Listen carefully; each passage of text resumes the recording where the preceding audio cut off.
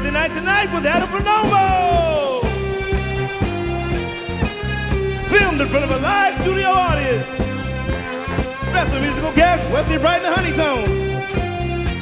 And here's your host, Adam Bonomo.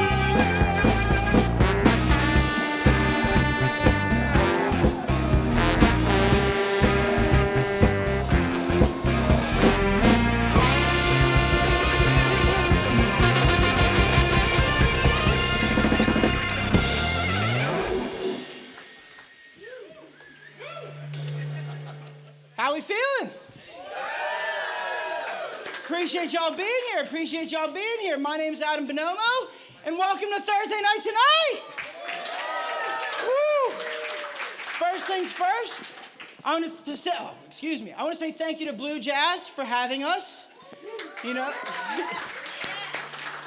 it's nice to be in a place that understands cool, anticipation, syncopation, and a commitment to bad decisions. Next up, I want to thank Wesley Bright and the Honeytones. Yeah. The first ever backing band for Thursday Night Tonight. And I'm so happy y'all are here. Thank you so much. Next up, I want to thank ZTV, who is filming and streaming tonight's event. Right? Shout out to ZTV. That's my alma mater. Without ZTV and WZIP, who knows if I would ever be here today. Yeah, I am what some of y'all might call a Renaissance man. I'm a man with enough knowledge, opinions, to do something like this, and that's about it. You never know when I'm going to zig, when I'm going to zag.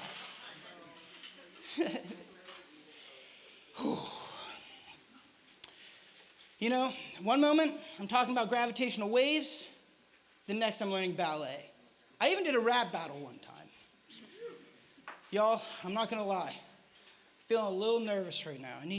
Carly, can I hit that?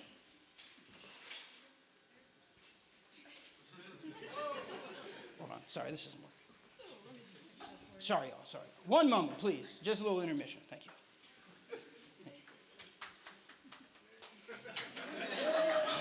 God, it's supposed to blow bubbles. It's supposed to blow bubbles. And that would have been awesome. And everyone would have been like, it's funny. And it didn't work. And that's okay. That's okay. That's jazz. That's jazz. That's what this whole night's about. Thank you. Maybe next time. Oh, here. Fuck. Piece of junk. Fucking piece of junk.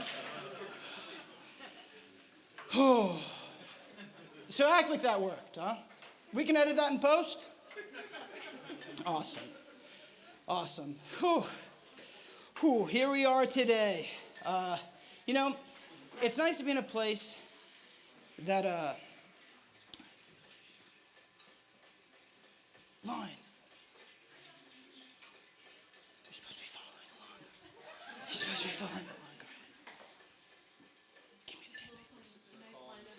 Okay, sorry, y'all. The whole cigarette thing, it got me. Tonight's lineup is supposed to soothe you, to build you up. You know, when y'all think I'm gonna zig, I zag. Because that's what we do, baby. That's jazz. No rush, no resolution. More of a feeling than anything. And when you think we're gonna zag again, we zig again. Tonight we're gonna have a cool, calm, and collected evening. Y'all know what else is cool? Having kids. Right? And y'all can spare me about talking about how you don't want to have kids. I hear it all the time. I'm everyone's designated friend to tell about how they don't want to have kids. I'm excited. And I know what y'all are thinking. Well, first off, I have number 2 on the way. Yeah! A little baby boy. I'm so stoked. And I know what y'all are wondering. And yes, I am stoked about the breast milk. It's sweeter than you think. It is sweeter than you think. I have a little girl at home. She's 2. She's awesome. She's literally the light of my life.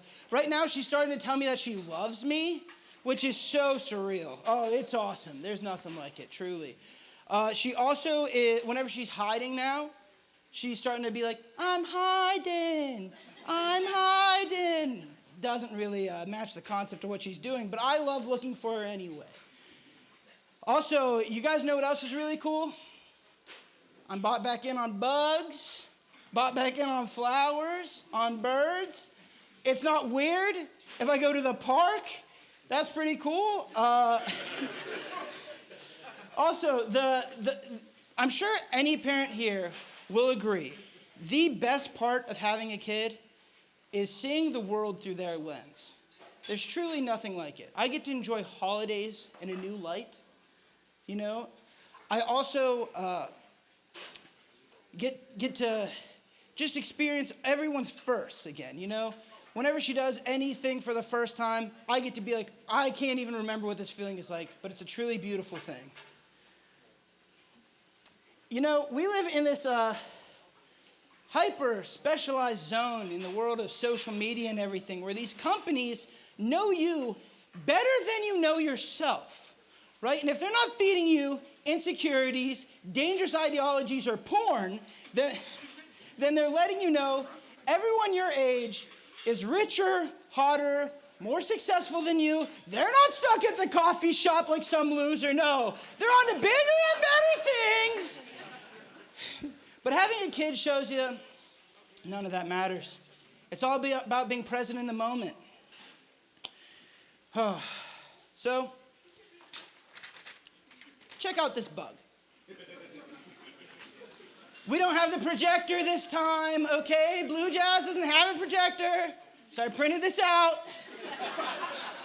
Y'all know what this is? It's a dung beetle. Shout out to y'all. Shout out to y'all.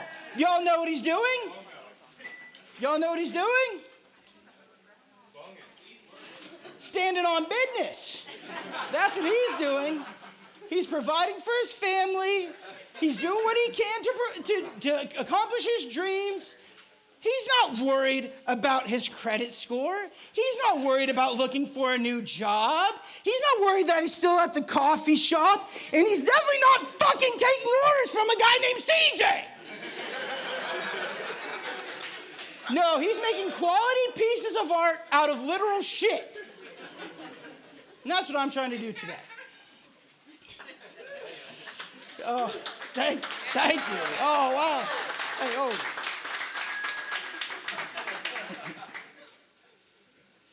So, you know, I have a 2-year-old. Right now, we're watching a lot of nature documentaries because she watches too much Gabby's Dollhouse.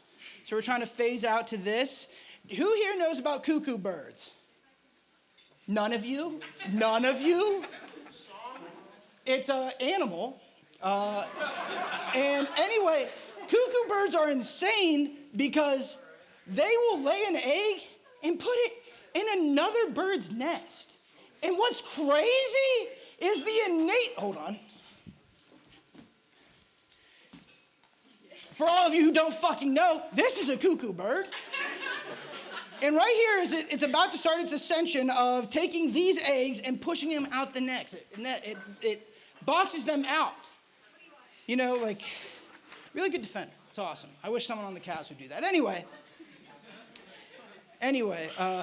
so they push out all of the other potential eggs and potential living siblings. That way they're the sole beneficiary of their mother and father's hard-earned work. You know what I mean? Eating up everything, fucking up a whole bloodline, and leaving a trail of destruction behind.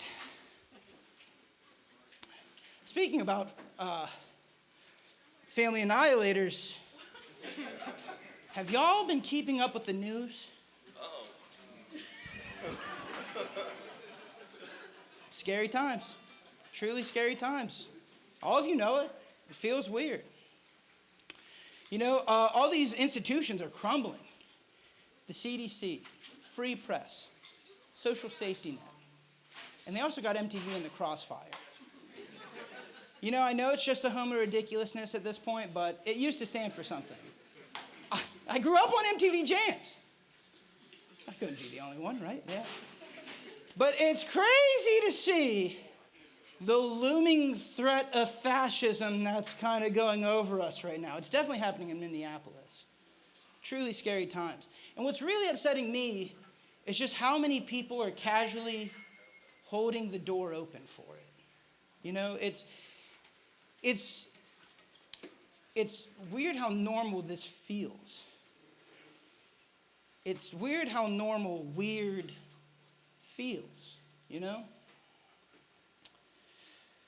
But, you know, a lot's going on. And I actually have always seen myself as I know this doesn't really work in our social circles here, but I always saw myself as a patriot. You know, I love it. Listen, if you guys think I travel outside the country often, I don't. I don't. I truly don't. America's all I know. And I know what makes America great. Diversity. Costco hot dogs. Yu-Gi-Oh tournaments. You know, and this administration is wielding authority disguised as law and order. Similarly to how a mall cop probably was wielding authority whenever they first got their Segways. You know, just busting anyone just because they had the power. You know, with all this going on, AI slot being everywhere, consuming everyone, quantum computing right around the corner, and I know I can't talk about this too long. I'm sorry, Carly. But quantum computing is literally the future. It's going to be such a revolutionary technology. And, you know, you all might not think it's a big deal now, but just remember, I thought it was. It'll be up there with AI. And my friend Max, he is so pressed because no one's talking about VR anymore. I'm sorry. It's the future. Honestly, if this economy wasn't in the tank, he would own metaverse property. He would. I remember when I was living at this house venue, Oakdale House, a while ago. Yeah, shout out to Oakdale House. Yes, sir. Yes, sir. My roommate Kenny and I were doing this war of attrition to see who would eventually do the dishes. And I thought an escape from reality sounded nice. So I'm on my way to Max's house. I'm going to go check out VR. I'm turning right off my street. I look to the right. I look to the left. Car's coming. I wait. My turn to go. I go. Bam! Oh, my God. I hit a dude on his bike. I hit a real dude on his bike. Oh, my God. I couldn't even believe this is happening. So many things are going on in my life. Am I going to go to jail? What happens whenever you... Carly, can I hit that?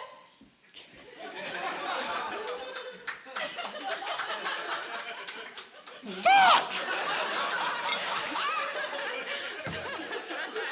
I get out of my car. I start saying, are you okay? This guy's not even fucking looking at me. He's flagging down a truck that saw a witness. Oh, my God.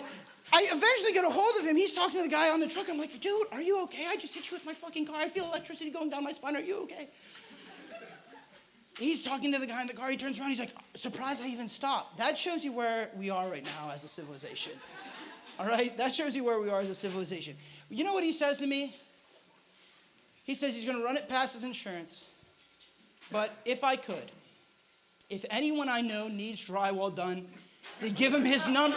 I hit the nicest fucking guy in the world when he was riding his bike. Oh, my God. I couldn't even believe it. I couldn't believe it. It was a surreal feeling. I think about those dishes one more time. I'm on my way to my friend Max's house. Fuck that. I get to his house. His girlfriend's laying on the couch. His girlfriend, Liv. I'm like, oh, my God, Liv, I hit someone with my car. Oh, my God, I'm afraid to go to jail. I have electricity jolting down my spine. Also, if you're wondering, her name's Liv. My girlfriend's also Liv. There's a lot of Olivias, but this isn't mine. This is hers. And before I could even finish, my friend Max wraps around the corner. Dude, MetaQuest still on? Dude, you are not going to believe this. I am so immersed right now. I can feel the ping pong ball rolling around on the paddle. You gotta check this out, man. Before I could get a word in edgewise, I just faced a dude in Japan, and I feel myself getting better every game. Mind you, this is before Marty Supreme, right? So ping pong wasn't cool. Anyway, he offers me an edible. I take it. I played VR for a little bit. And I guess what I'm getting at here is I hit a dude on his bike, and I think that's why I hate VR. Oh, thank you. Thank you.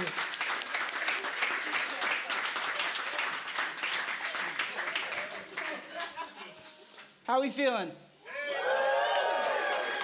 Blue, I said, how are we feeling? Yes, sir! Yes, sir!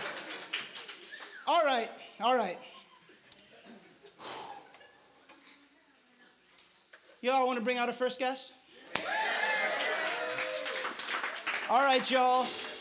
From originating in East Akron in a family of 7, to being a D1 quarterback, to having to settle for being a neurosurgeon. Ladies and gentlemen, Dr. Aaron Palmer.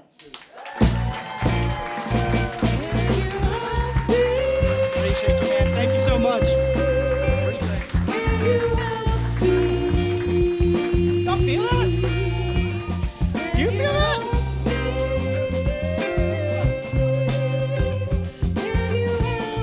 Hold on, let him keep going. Aaron, how are we feeling? I feel pretty Dr. good. Palmer. I appreciate it. No You call me sweat. Aaron. Okay, Yeah, so yeah. shout out to you. Yeah, we like that. Yeah, we are like that. Got to get everything stacked up and ready to go. I got a lot going on over here. You probably wouldn't be able to understand. This is how we have you filed. If you want. Oh, well, let me see. frame Let me that. see. Oh, that's it. That's it. That's all it says. That's all it says. That's how I keep them organized.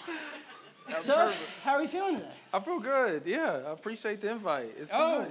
thank you for being here. Thank you for being here. These are a little out of order, so let me get this one set. Shout out to my beautiful girlfriend. She got these together for me. All right, so let's walk everyone a little bit through your journey. Oh, You're from Akron, right? Born and raised, yeah. Born and raised. That's awesome. You guys should love that. Everyone here should love that. Thank you. Please. You know, I saw the product placement, and I tried to help it out. that's what Wesley gave me. You know, That's how people know that he's one of the sponsors. Is that right there? literally the What smallest. the hell? So anyway, let's walk through your journey here. First off, you're a football player at East. I know I skipped like probably 14, 15 years. You're a football player at East. You go to Robert Morris. It's true. You are a D1 quarterback. Yes. Yes? Not the greatest, but yes, I did get a scholarship out there. Yeah, it was a lot of fun. Yeah, I did too. I decided against it. Why are you laughing? That's not funny. Anyway, we persevere. We persevere. And so during that time, you're feeling great, yeah? Feeling good. I mean, yeah, going to college, I think that first year is just a blur for everyone. So it was definitely a blur for me. It was a lot of fun. I bet. What was your record that year? I have no idea. Yeah, no, it's not great. Not great. I have no idea. I hear you.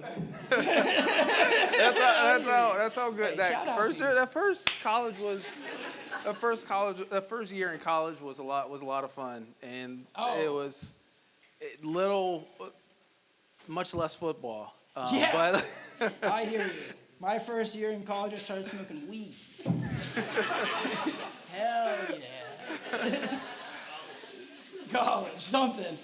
So you are at Robert Morris, and you got hurt at some point, yeah? yeah, actually, I had a few injuries. Actually, I had concussions, which is football. I'll get us there. Was much more aggressive, and then actually I broke my wrist and had surgery on my wrist in Pennsylvania. And you were also a DB at the time? Yes, That's a defensive back for all you women out when you go to so in high school you could be very good, and then when Yeah. you're in college, You're with the elite. You're average. Yeah. And so then you're trying to play any position, really, honestly, to get any. But once again, I was really just having fun that first year. So it was like football was like, nice. It was Right. it was nice, but it was. You were like, these girls are hot. This is my hometown. But yeah, that's how the first year went. So you went to Walsh after that. Yes, you played football through I your played undergrad? football, and this is gonna sound so bad. Okay. Don't judge. Don't None judge of you me can on this. judge. Truth story. You can actually take I transferred to Walsh. You can take a football for a semester, at least back in 06. Like you can as a take class. That's a class. You can take it, and everybody gets A, right? They just trying to. They're trying right. All you gotta do is show up. All the football players in my class got A's, and I never saw them there. I actually got a D in football class. Damn. Because you got injured, huh? No, the injury happened like a year and a half ago. I'm so sorry. I'm so sorry. It's not funny. I just didn't. I was other interest. You found weed. Well, I was just other interest, I hear you, I'm and sorry. I didn't really. I didn't. You gotta have. My mom would always say, "Half of life is showing up." Yeah. And if you don't show up to football, then you don't get credit for football class. And That makes sense. I didn't show up, so I was probably the only anybody who ever got anything less than an A in football class. That's. So I played it for a semester. So at what point? Mediocrity, welcome. I still work at this coffee shop. If any of you all are hiring, let me know. Seriously. CJ, I'm sorry. Okay. At what point did you realize that you wanted to get out of football? Honestly, a few things. One, it's as crazy as it sounds. My wife is right here, and I absolutely love her. But it always starts with, when you're young, is like following a woman. I feel you, bro. So there was a girl that's in science class, and that's how, then I'm a science student. Oh, I actually love this. And I was just kind of floating around, honestly, not really doing well, because I'm used to not doing well in football. So it was just kind of floating around. And then, honestly, as crazy as this sounds, it was another guy in one of the organic chemistry labs, which no one ever, I was just there to whatever. It's like experiment. Who knows what the next step is? Shout out to all the people in my labs. They really carried me. Basically, there was a time when she turned to me, the girl was, and she said, "What's the next step in the experiment?" I had no idea. I was just in there to. Yeah. I feel you. You don't got to explain yourself. And one of the guy next to her said, "He won't know. He doesn't even read the books. Why are you asking him?" Right. And that really, as crazy as it sounds, that really changed things, because I was like, I know everybody else is really, but I can actually do this too, Yeah.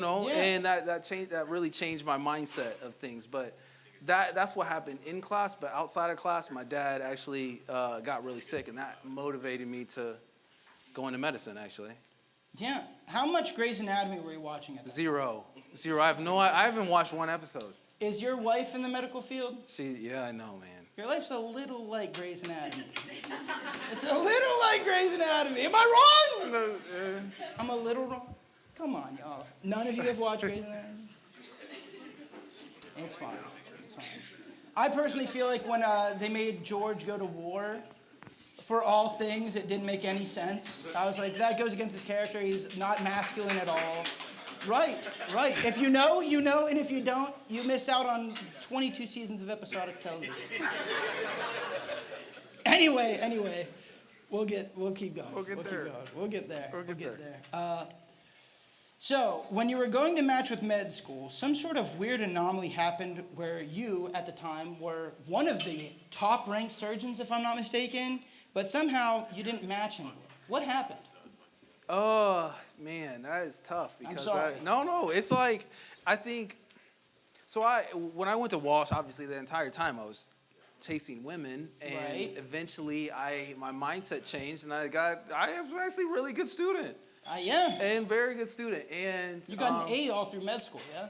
That's true. Yeah. When I got to medical school, I was so heartbroken about the whole situation in college and applying to medical schools that turned me down. When I finally got to a medical school that gave me a chance, I was like, oh, I'm going to do fantastic because they, obviously gave me a chance. I got straight A's through medical school. And obviously I was still chasing women, my wife. Hey, yo. But and that's the trophy at the end. Yeah. Sorry. But I was so focused. I was a really good student. And when we have this medical student of the year, they hand out to one student out of all the students. I won at literally 3 out of the 4 years I was there. I was like, and I did really well.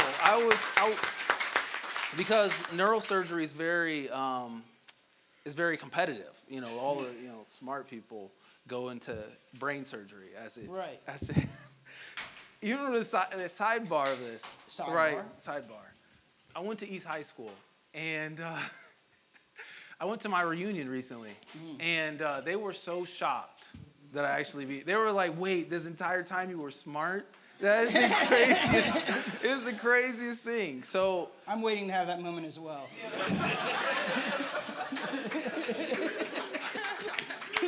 Thank you.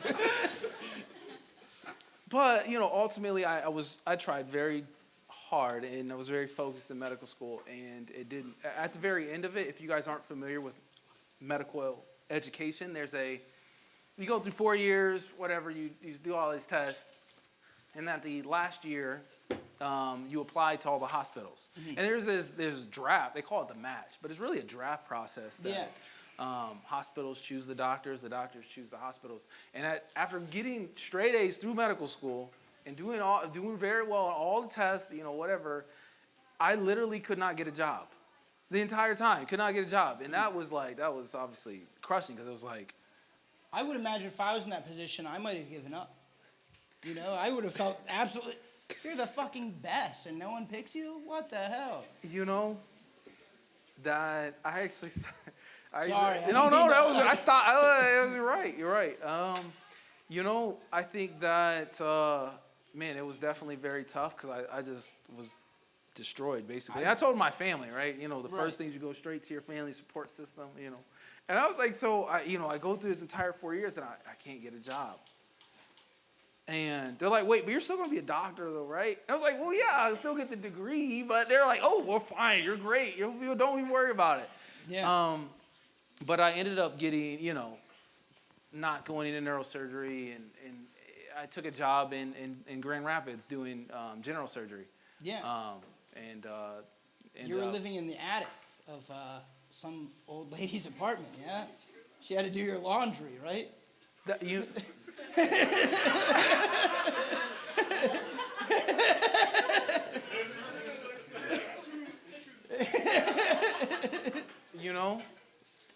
Ursula was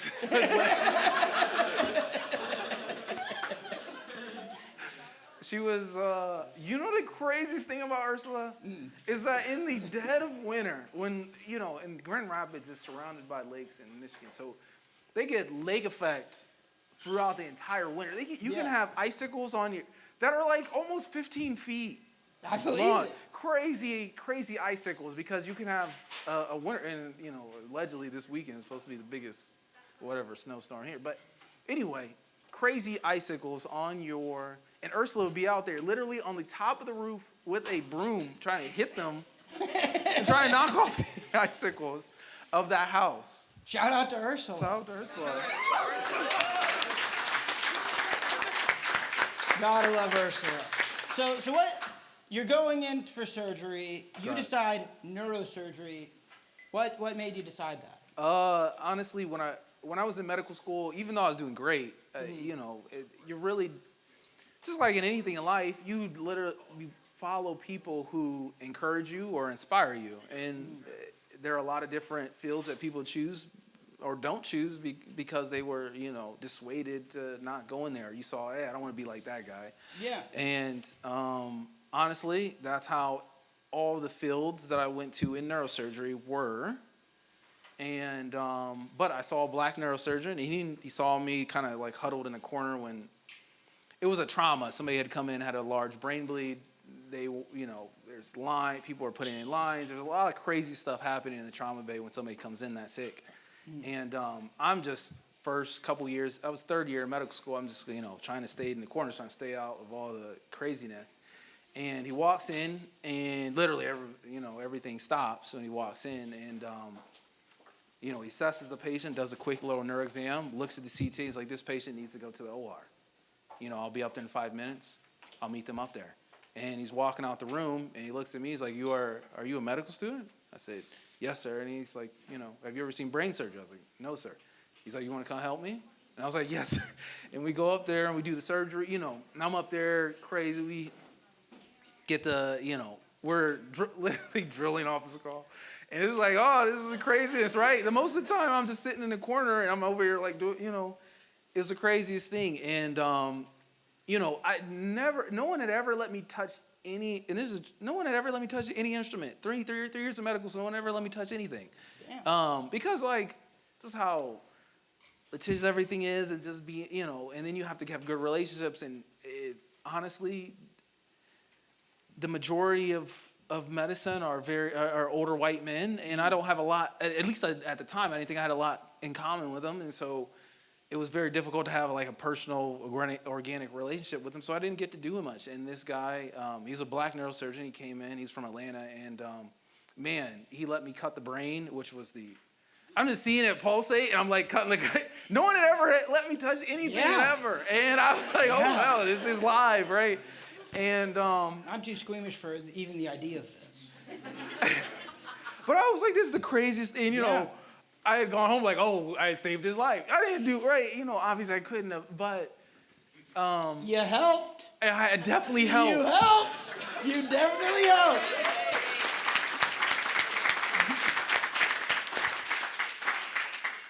And the next day, whatever, I had to go back to in the life, the normal work day to day where no one let me do anything. Mm-hmm. But I was like, let me go and check this patient out. That we cut had all this blood come out. I was like, this patient's gonna be comatose like forever, basically. Yeah. But I was like, see where, the whole you don't situation. know what to expect. Right. And I was like, but let me go and like glance through the room, make sure, whatever, they're gonna breathe machine, ventilator. I didn't expect them to be doing anything at all. And I went to the room, and they were just up watching TV, like clicking through the channels, drinking coffee. That's a great feeling. And I was like, I did it. And what were they watching? Rerun of Cheers or something? You bought that for them. But I was like, I want to do neurosurgery, and that's what ultimately led to the chasing of neurosurgery and the instead of bitches. Sorry. No, there's always room. Sorry, women. I'm sorry, guys. I know. I'm sorry. For shame. For shame. I'm gonna be better. I'm gonna be better today. You can do both. Better. You can do both. Better. So how long have you been in neurosurgery now? I've been performing or doing neurosurgery for now since about 10 years. Damn. Almost 10 years now. So what are some things you could assume from someone from just looking at their brain? That's a very good question. I could see, the craziest thing is that you have an age, right? Right? Biological age, right? This is right where you go. But you also have you have a brain age. And you have like obviously patients who indulge into certain substances, alcohol, whatever, obviously your brain shrinks as you get old. You can tell kind of how old a patient is cognitively from by looking at their brain compared to their chronological age. Yeah. And obviously alcohol and weed, whatever, it doesn't, studies are still very, but literally the 85-year-old patient that is doing like at the grocery store doing Sudoku while they're away, their brain is as full as like like a 30, 40-year-old. And so it's constant mental activity that really helps to prevent brain shrinkage or atrophy. Question for you. Do you think that playing Smash Brothers might supplement that same type of... I'm just asking for a friend. I think that video games is a mental stimulant. It's a mental stimulant. That's a doctor. That's a neurosurgeon. They say, what have video games done?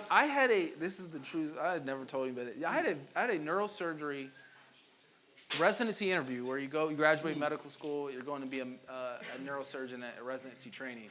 I had an interview in a state, I'm not going to say that was very cold, that ends in Oda. Don't guess. That one of my interviews there was with a neurosurgeon. We played Super Smash Brothers during the interview, just as a mental stimulant. Do you think you're good at Smash? I'm fantastic. You're fantastic. I think that everybody, so obviously video games nowadays, everything's virtual, whatever. It's still... Who's your main? Pikachu. Okay. I think that we all play, and we all grew up playing with somebody right next to you, and in the same living room and stuff. I hear you. And it makes you it's a very competitive game. I love Smash Brothers. I also think I'm pretty good at Smash Brothers. And honestly, not to cut you off, I think if I were to face you in Smash Brothers, I'd wax you. I bet that if you faced me in Smash Brothers, you would look something like this.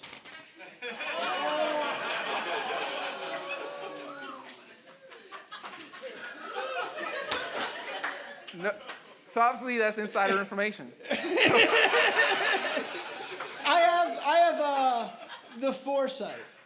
I can see the future, and that's what you look like. Anyway. I mean, I think there's a natural progression of Smash players where whatever living room playing with, your best at, whatever the 5 people you play, whatever. And then you start, YouTube videos, learning, combos and stuff, and learning all that. Never needed it. And then you start watching professional competitive players and kind of emulating their, And then you take that and you use it as your own. Now that's where I am. I'm the imitated, never duplicated. People play me and beat me, and then that is what they hold their hat on and Smash. Neurosurgeon. No, I love Smash. I think that it's a lot of fun. I love it. And I love to play you. Oh yeah, we'll make it happen. I love that. Anyway, your brother told me you love Smash Bros. And I printed out a dead Pikachu. And... yeah, I think he's fainted. I don't think they died.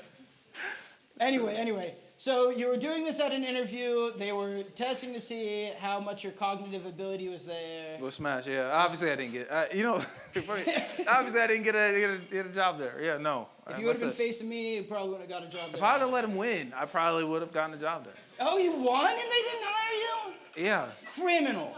That is criminal. You aced the test. They sent the worst person to face you. You're right. He was there practicing because he said his son beat him all the time, so he needed to practice people. Right. So he's really probably just using my interview to really just practice. He's trying to get his stream off the ground. This wasn't it wasn't a stream. All right. We don't got to keep doing this. There was a... Go ahead. No. So, question, do you believe there's a soul? And if you do, where do you think it is? That is a very, very good question. You're a neurosurgeon, so I just imagine that you would know. And as simple as this sounds and as ridiculous as this sounds, everybody has always, since really the beginning of knowledge, been trying to find this quote unquote, and the saying is, and obviously my wife's a feminist, the saying is a little man in the head, but it's a little person in the head. And you say, well, what the hell are you talking about? Right. Is this idea that where in the brain is the soul? or that where is that? If you remove that, you remove somebody's soul. Mm-hmm. And the crazy thing is that even operating on brains and doing brain surgery and kind of seeing patients who maybe had a stroke somewhere and they have a deficit now, and even doing, like, we've done awake surgeries where we're able to map out certain areas of people's brains. It's not like, because you do a thought experiment where you say, okay, well, if I take a little bite out of somebody's brain, at what point do we lose who that person is, or where do we bite and we lose who that person is? And honestly, it's, at least in my experience, and we don't know, but it's really, trying to explain it is more of like your brain or your consciousness is more like an ocean, and the different areas of the brain are like waves. And this is going to sound ridiculous, but there's not a certain area where I remove that and it's not the ocean, or you move a certain pale and it's not the ocean. It's still the ocean. It's just less of what it is and less maybe of that area. Like a frequency being picked up by like some sort of transmitter, like a radio or something. That's just existing, and it's just you like, what the fuck? What the fuck is this?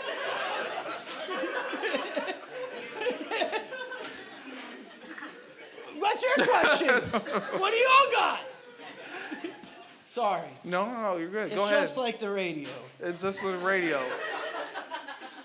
There are waves in radio, yeah. Stop. It's not funny. Do you mind if I have a drink? Yeah. What? You do want mind? Some of this? No, You want? Here, I'll get it. No. No.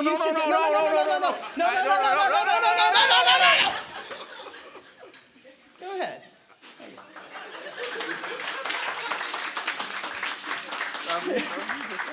Thank you, please. Here, just sit right there. Mm-hmm. I got you. No, I appreciate it. I'll take care of it. You're on my show. It's okay. Is that for you? Oh. You know the fact that how many times a dead Pikachu has entered into our group chat after a gaming session or something? One more. One more. How does this make you feel? Adrian Pearsall. Mid-century modern. No, okay. You're hip. Yeah. What is this? How does this make you feel? I think that as coming from somebody who's always lived in an apartment, lived in somebody's else's house, like we never really had a ton of your own stuff. I think when I go out and buy furniture or buy something that I want it to be worthwhile. Yeah. And I don't want to just spend it and it's gone. I want it to actually hold its value. Yeah. And so that, and like, when you get older, man, not that you're older, Okay, thank you. I appreciate you. Never mind, you're on the good track. Right. I mean, you get hobby. You find different things that you're interested in. You get hobbies, and I think that part of it is, tough as this sounds, we're like really dampened by our peers, man. Yeah. Like we really kind of muffle what we are as a literally person based on how cool it is to other people. When I was telling people about trying to do the show, no one thought that it was going to work. No one thought it was going to work. Thank you. It is working. Hey, thank you. Appreciate you. I'm just saying I know the feeling. I just think that and I think it's literally as you like break through the 24, 25 barrier, you lift up and you're like, oh, you know what? I actually have the rest of my life to live. And It's not based on the people in high school and what they think of you or like it's based on what you really want it to be. And hopefully you do that at 20. Hopefully the earlier you do it, the better. You don't want to do it at 80 and then you had 70 years of You have to say all this before you say you like refurbishing this type of furniture.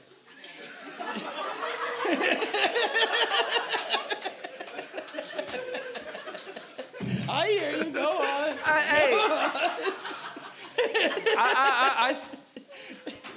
It's a hobby for me. It's a hobby for me, Hey, don't let me shame you. Don't let me just own it. Just own it. Badge on right here. I refurbish mid-century modern furniture. I do. That's cool. Hey, there's a lot of, if you need anything. Listen, I know a lot of people who are trying to refurbish something that's been in their garage for quite a long time. So shout out to you. Also, he doesn't need the money. He's a surgeon. He does this for the love of the game. That's cool. True. That's cool. Oh, speaking of, you're always dripped out every time Oh, okay. You're always dripped out. Every time I see you, got the double chains on. I almost lost my position in residency because of a chain. True story. From a chain. From a chain because they were jealous. They were jealous. 100%. 100%. You can't do surgery because you have a chain? No, that's exactly what it was. Right. So, because you go through training, and medical training is forever, basically. And you're obviously you want to help people. Yeah. But you want to make money because you got loans to pay back, and you want to floss a little bit, right? So, I always ask my bosses what they spent their signing bonus on, and every time it was something. I saved it, I invested it, Right, like grow up. Right, I bought a chain. Right. I bought a chain. Hell yeah, I would too. Right, you got the second chain now. And so I decided when I got my son, and I actually took my job like 2 years before I finished training because I needed that money. I feel you. And you buy some chains at first. You buy a chain, pay yourself first. Yeah. That may be bad financial advice. Don't take that. But life advice. Right. Pay yourself first. And I got a chain, and I wore it when I was finished training. Everybody's like, Right. Okay. Underneath the OR lights, they bright. Right. Oh, sorry. That shine. So that was like, oh, well, you can't do surgery with that. And it's like, well, what do you mean? Like, right. My hands don't work. Like my hands stop working. I gotta chain on. But basically, that's how it went. And it was glad that I love Northwestern. We parted ways under the most amicable place. We loved each other. Right. Gang. Gang. Shout out. So what's the most confident and wildly incorrect thing a patient has ever told you about the brain? The most confident and wildly incorrect thing. It doesn't have to be something. I'm just wondering. That is, where do you get these questions? That's a fantastic question. Well, I worked on some. Carly worked on some. Jack worked on some. That's a fantastic question. I have a fantastic team. I do think that one's Carly. I wish it was me because everyone seems to love that one and they hated the radio thing. And it is going to sound very generic, but it's something I hear all the time. I know my brain. That was very funny. You say that. No. I know my brain. I know my brain. It's the most confident thing that a patient has told me. Would you be like more so you are your brain? Right? Like, you don't really... When they're very straightforward when they say that, so it's very difficult. Okay. Well, I mean, I imagine once they get to you, shit's not really great, so you don't want to also be like, and you're stupid.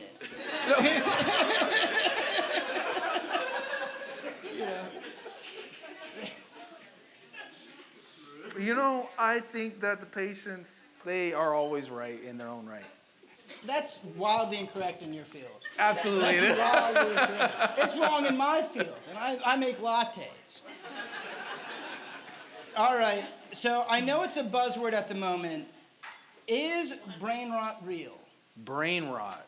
Yeah. Do you think that the algorithm is killing our brains? I think that the brain responds best to repetition. As in, repetition is the father of learning. That's how we build a foundation, and then our thoughts are built on the things and experiences we've had before what we think or what the thought is.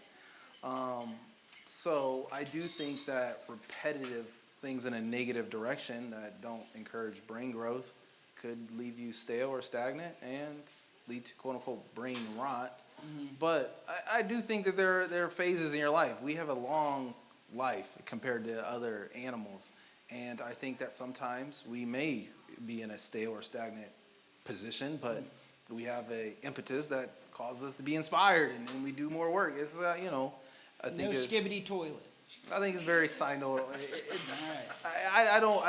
The algorithm. We kind of feed whatever we want to. We're our own. This whole idea that we're our own God, that we kind of provide our brain with whatever we deem we want to provide it with, and sometimes that can be repetitive and be a train of thought. We're going, so it's a dark wormhole going, but Okay. yes, I do believe in it. So Suma made you do all this media he works at Suma, for y'all that don't know. You work at Suma? I do, but my thoughts are my own. Right. Suma made you do all this media training, and they put you on so much marketing material. They I do typed in your name, and there's like the same picture on 10 different documents. Suma wants me to be as busy as I can, which So I don't agree with. With all this going on in your media training, you still decided to do the show today. That's insane. Shout out to you for that. I like to think that they put you on all the marketing material because you wear the chain. I'd rather listen. If I'm getting surgery done, I'd rather him be dripped out. Nah, you say that. No. You say that. Trust me. You say that. Yeah. And then you see your surgeon the first day. Say you never see your surgeon, and this is crazy. It's the truth, man. Say whatever. You're going to surgery. You're having brain surgery. You need to go through all the MPs and whatever. So you image. You need brain surgery. You have a brain tumor, right? I hear you. Okay. Everybody. And the thing is, I do spine surgery too. But the old adage is that everybody wants spine surgery, doesn't need it. Nobody wants brain surgery, but they need it. And so nobody wants to sign up for brain surgery. But whatever, you're having brain surgery, you have a brain tumor. Pre-op, stressed out, right? Take his you don't even have to take a Xan. You don't have to, they're going to give you an IV Xan. Okay. And you're going to be like, 2 beers or 2 drinks immediately. That's how it's going to feel. So you don't feel a little, whatever. And in the surgeon, right, they're busy. They're coming in 10 minutes before. You're being in pre-op 2 hours. We're getting IV, labs and stuff. You're like, anesthesia team comes in. They're all, nurse and staff. You're stressed. The surgeon comes in 10 minutes before you have surgery. They come in with braids, with some jewelry on, and say, hey, we going to take care of you. I got you. Hey, look, I know you got a brain tumor. I got you. And hey, look. I would have been at ease. Yeah, nah, man. I would have been at ease. Listen, I want you to know, I'm sorry for everyone that was at the last show. I'm seriously sorry. I had a surgery about 2 years ago, yeah? I'm so sorry. On your brain? No. On something similar, I had a urethroplasty. I had a stricture in my penis where I couldn't pee. Piss was dripping down my balls, not coming out of my penis the way that it should have been.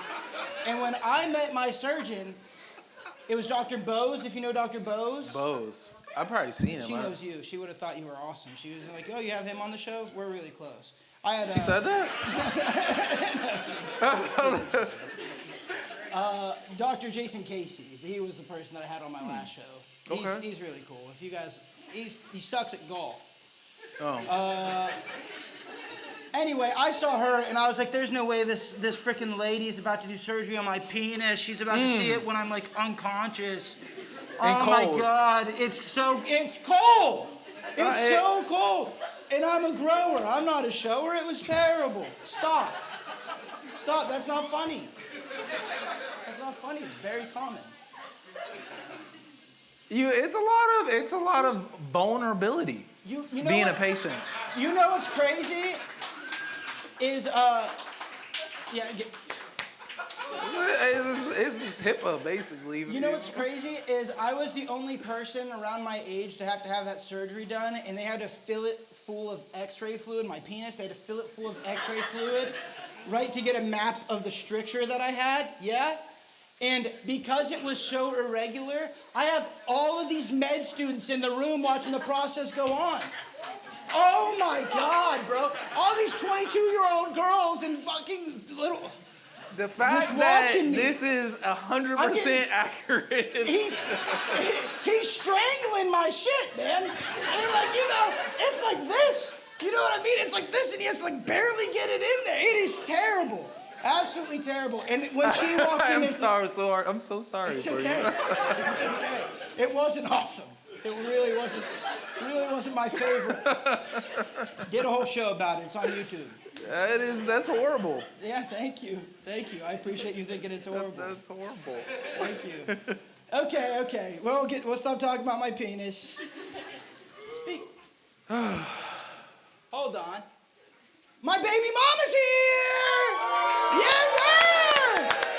There she is. She's so beautiful. Hey. She loves my penis. I'm sorry. She does. She's had my second kid. Sorry. I'm so sorry. I don't know. That wasn't written. I just saw her. She lights up my world. It'll make up for herself later tonight. Thank you. Hey, shout out to her.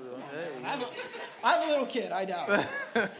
I doubt it. So as someone who with a foot in both fields in football and dealing with the brain, I know. I can see it on your face. You don't want to talk about it. How do you feel about CTE and the rise of the Guardian Caps? You know the crazy thing is, my wife is sitting right here.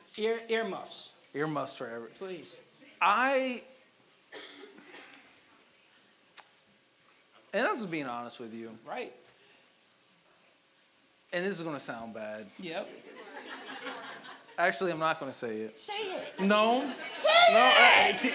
Yeah, peer pressure him! You're a neurosurgeon. Come on. You got nerves of steel. You don't have to say it if you don't want to. Let me just tell you my thoughts are my own. Okay. And they're going to be like, they're going to take this 5 seconds and Sue be like, please, Sue they're going to take this 5 seconds and be like, oh, look at this. Click this. I'm just kidding. I think the Guardian Caps are absolutely hilarious. And They horrendous. look bad. No, I'm sorry. No. However, they're good, no, though. don't clip that. However, CT is a real thing. Right. I watched Concussion. And even when I was in college, I had to wear a mouthpiece that, if you get hit and you get hit in your jaw, Rock your shit. It can cause a shot. And I had to wear a mouthpiece that separated your jaw, because sometimes the jaw thrust can cause just a shock of it and cause a concussion. Is it healthier? Is it safer? Absolutely. Mm-hmm. Absolutely. Of course it's safer. This isn't the part you clip. This is the part you clip. But does it look ridiculous? Yes. But I am all for. The thing is, right, and this is also going to sound bad. Okay. I think at some point when we think about competitiveness, there is some safety issues. With two boxers go in there and fight each other. Yes, they have mitts, but they're trying to knock each other out. Yeah. That's just part of the competitive nature of things. As a brain surgeon, I'm all for neurologic health and well-being. Yeah. But as a sports watcher, would I say that I appreciated football before a lot of the more safer? Yeah, absolutely. Right. I thought it was all the hits in high school when I was at East. They were like, "Oh, this is great. You did fantastic." It would have been ejected out of the game now. That's what was That's cool. Just the truth. Daniel Thomason, he was putting people away. He wouldn't have existed. For brains, I'm all for health, but you have a lot of pictures in there. I'm concerned about. You don't gotta worry about my pictures. You don't gotta worry about my pictures. Sorry, I'm looking at stuff. Okay, I'm busy.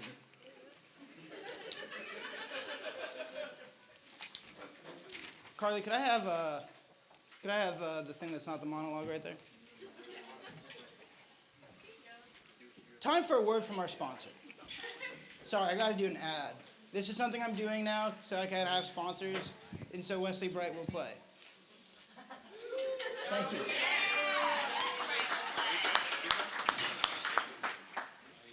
There's no better way to indulge than a fresh bottle of Akron honey. The super fun and delicious honey brand. You want to drink a nice cup of hot tea? How about you do yourself a favor and throw some Akron honey in there? Trying to figure out how to fix that glaze you keep marinating with? Throw some Akron honey in it. Trying to fix your crumbling family? Go pick your SO up a bottle of Akron honey. It's the solution for everything. I remember when I was at my lowest, Akron Honey was there for me. When it comes to Akron Honey, they aren't some corporation out there trying to sell you the jankest piece of shit they can. No, they're neighborhood selling honey and building community. I'm also not just saying that because the owner's right there. Nor am I saying it to make the bill for the band cheaper tonight. I'm saying it because it's the truth. You haven't had honey like Akron Honey. I'm sick of settling for the other options. You should be too. Akron Honey, the super fun and delicious honey brand. Thank you. Thank you. There you go. There you go. You don't like it. Wow. You're making a face. No, You're making a face. You know, everybody thinks I'm so mad or upset because of my face. I was just kidding. The eyebrows. Sorry. Go on. I've actually had Akron Honey, and it is and so, and she's like gone now. But my wife knows that. I'm sorry. Literally, pizza, chicken tenders, fries, Honey. anything with Lasagna? anything tastes better with honey. No way. Anything tastes better with honey. Do you think lasagna tastes better with I'm honey? sorry. Anything tastes better. I eat like you have a sweet tooth, whatever. I feel you. But I'm Italian. anything tastes better with honey. And I'm a honey connoisseur. Hey, shout out to you, bro. You know. Shout out to you. And I like tea. And the honey's fantastic. The tea's. You want to take that with you? No, you guys have Honey? No, Yeah. they have like a that's crazy. They have like a hibiscus tea, other teas. They have like hibiscus tea. That's fantastic. love that stuff. Wesley, where's it at? It's where can you get it? Where can I buy some hibiscus tea? Hibiscus tea is pretty you good. can get it at Yada Yada Coffee, Blackbird. No, not Blackbird. Black Dog. Everyone but our fucking coffee shop. Right. and honestly, honey is very healthy. Outside, whatever, as a physician, honey is very healthy. It does have like anti-allergenic, and it helps with your immune system, especially if you get it from a local area where the bees have, allergens and, different antigens that can help with your immunity. Since he's talking about It's it, that true. has to take a little more off. It's yeah? definitely true. I'm All right. It's true. A man can't be curious. A man can't be curious. A man can't be curious. I'm just kidding. I'm just kidding. All right. So I got a few more rapid fire questions. You don't need to get into all these too much. We're going to do this. We're going to play a few games. If y'all have been here, you know what's going on. But anyway, brain or heart, which one's more overrated? Brain or heart? Yep. Which one's more overrated? Be real. Be real. I would say in real life. Yeah. So if I'm deciding, the heart's overrated. Because it doesn't mean anything if you don't have a brain. But in clinical medicine, the heart comes first. Because it doesn't matter if you don't have it doesn't matter if you have a brain if you don't have a heart. So the heart has to actually pump to the brain. So in real life, everybody wants their brain over their heart. But in clinical medicine, if there's two specialties discussing what needs to be the next standard, next move, it's the heart comes first, and then we're able, because you have to be able to perfuse. But to you, it's the brain heart comes that's first. overrated. The heart's overrated. Fuck all them cardiologists, bro. Come on now. My thoughts are my own. Okay, one emotion you can delete if you could.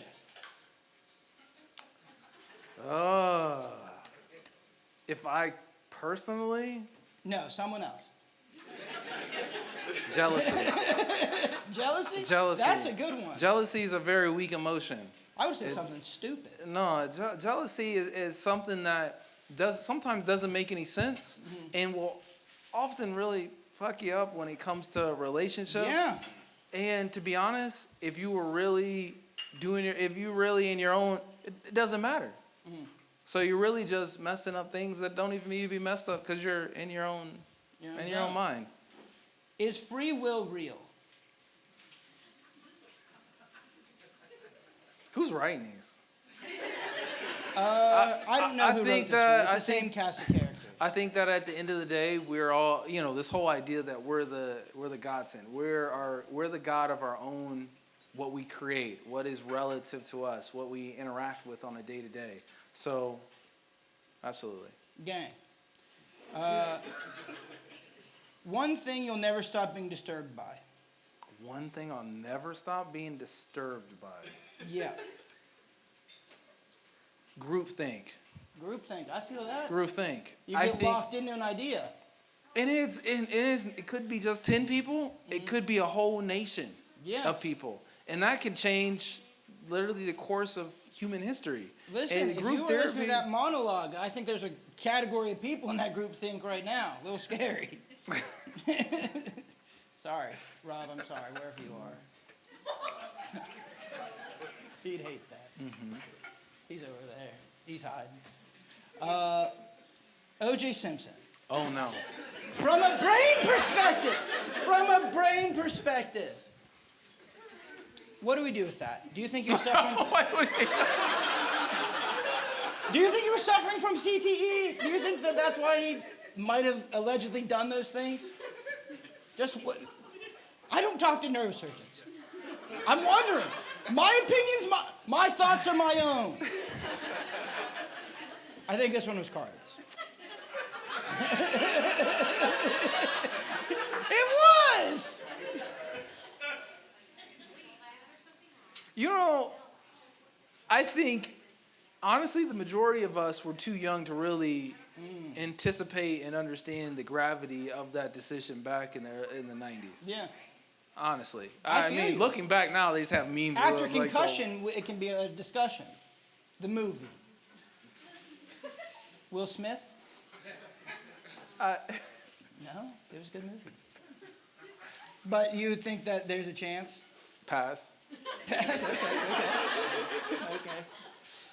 Okay. Is this whole left brain, right brain thing real? Yes. Yes? Yes. Easy. And I think that, we all have a dominant hemisphere. Most people that have right-handed, they're a left dominant hemisphere. Mm-hmm. And even the left-handed people, those are still 80% still dominant left hemisphere. And you say, well, what does that mean? That really just where your language centers are, and a lot of important and eloquent structures are on the left. Now there's this idea of like which one's more artsy, which one's more like mechanical engineering. What are some of the things that you could deduce from someone that is dominantly right hemisphere? Oh, it's just flipped. As crazy as everything's just flipped. It's like you're still. So it's not real, right? No comment. No comment? What do you mean it's a follow-up question? You know, it's just everything's flipped. So kind of real. You know, I thought right brain people were good at math or something. Is that what it is? Are right-brain people good at math? I really don't think that, other than where your dominance is, which is where your language dominance is, that's how we say which one is dominant. All right. I think that everything else is just flipped. We're really, when it comes to brain surgery, we're just wondering where we can operate and do it safely. Yeah. So, for Carly, she wrote this one. She's the one that has the weed pen? It's bubbles. It's supposed to. Can I hit that? Please, God, please. Akron Honey, your local honey brand. It's good stuff. You should love Akron Honey. From me throwing it earlier, it didn't work earlier either. So. But there's a whole package of just the bubbly ones? I don't smoke. They didn't want me to say I didn't smoke. I don't smoke cigarettes. Me neither. I think that's very bad.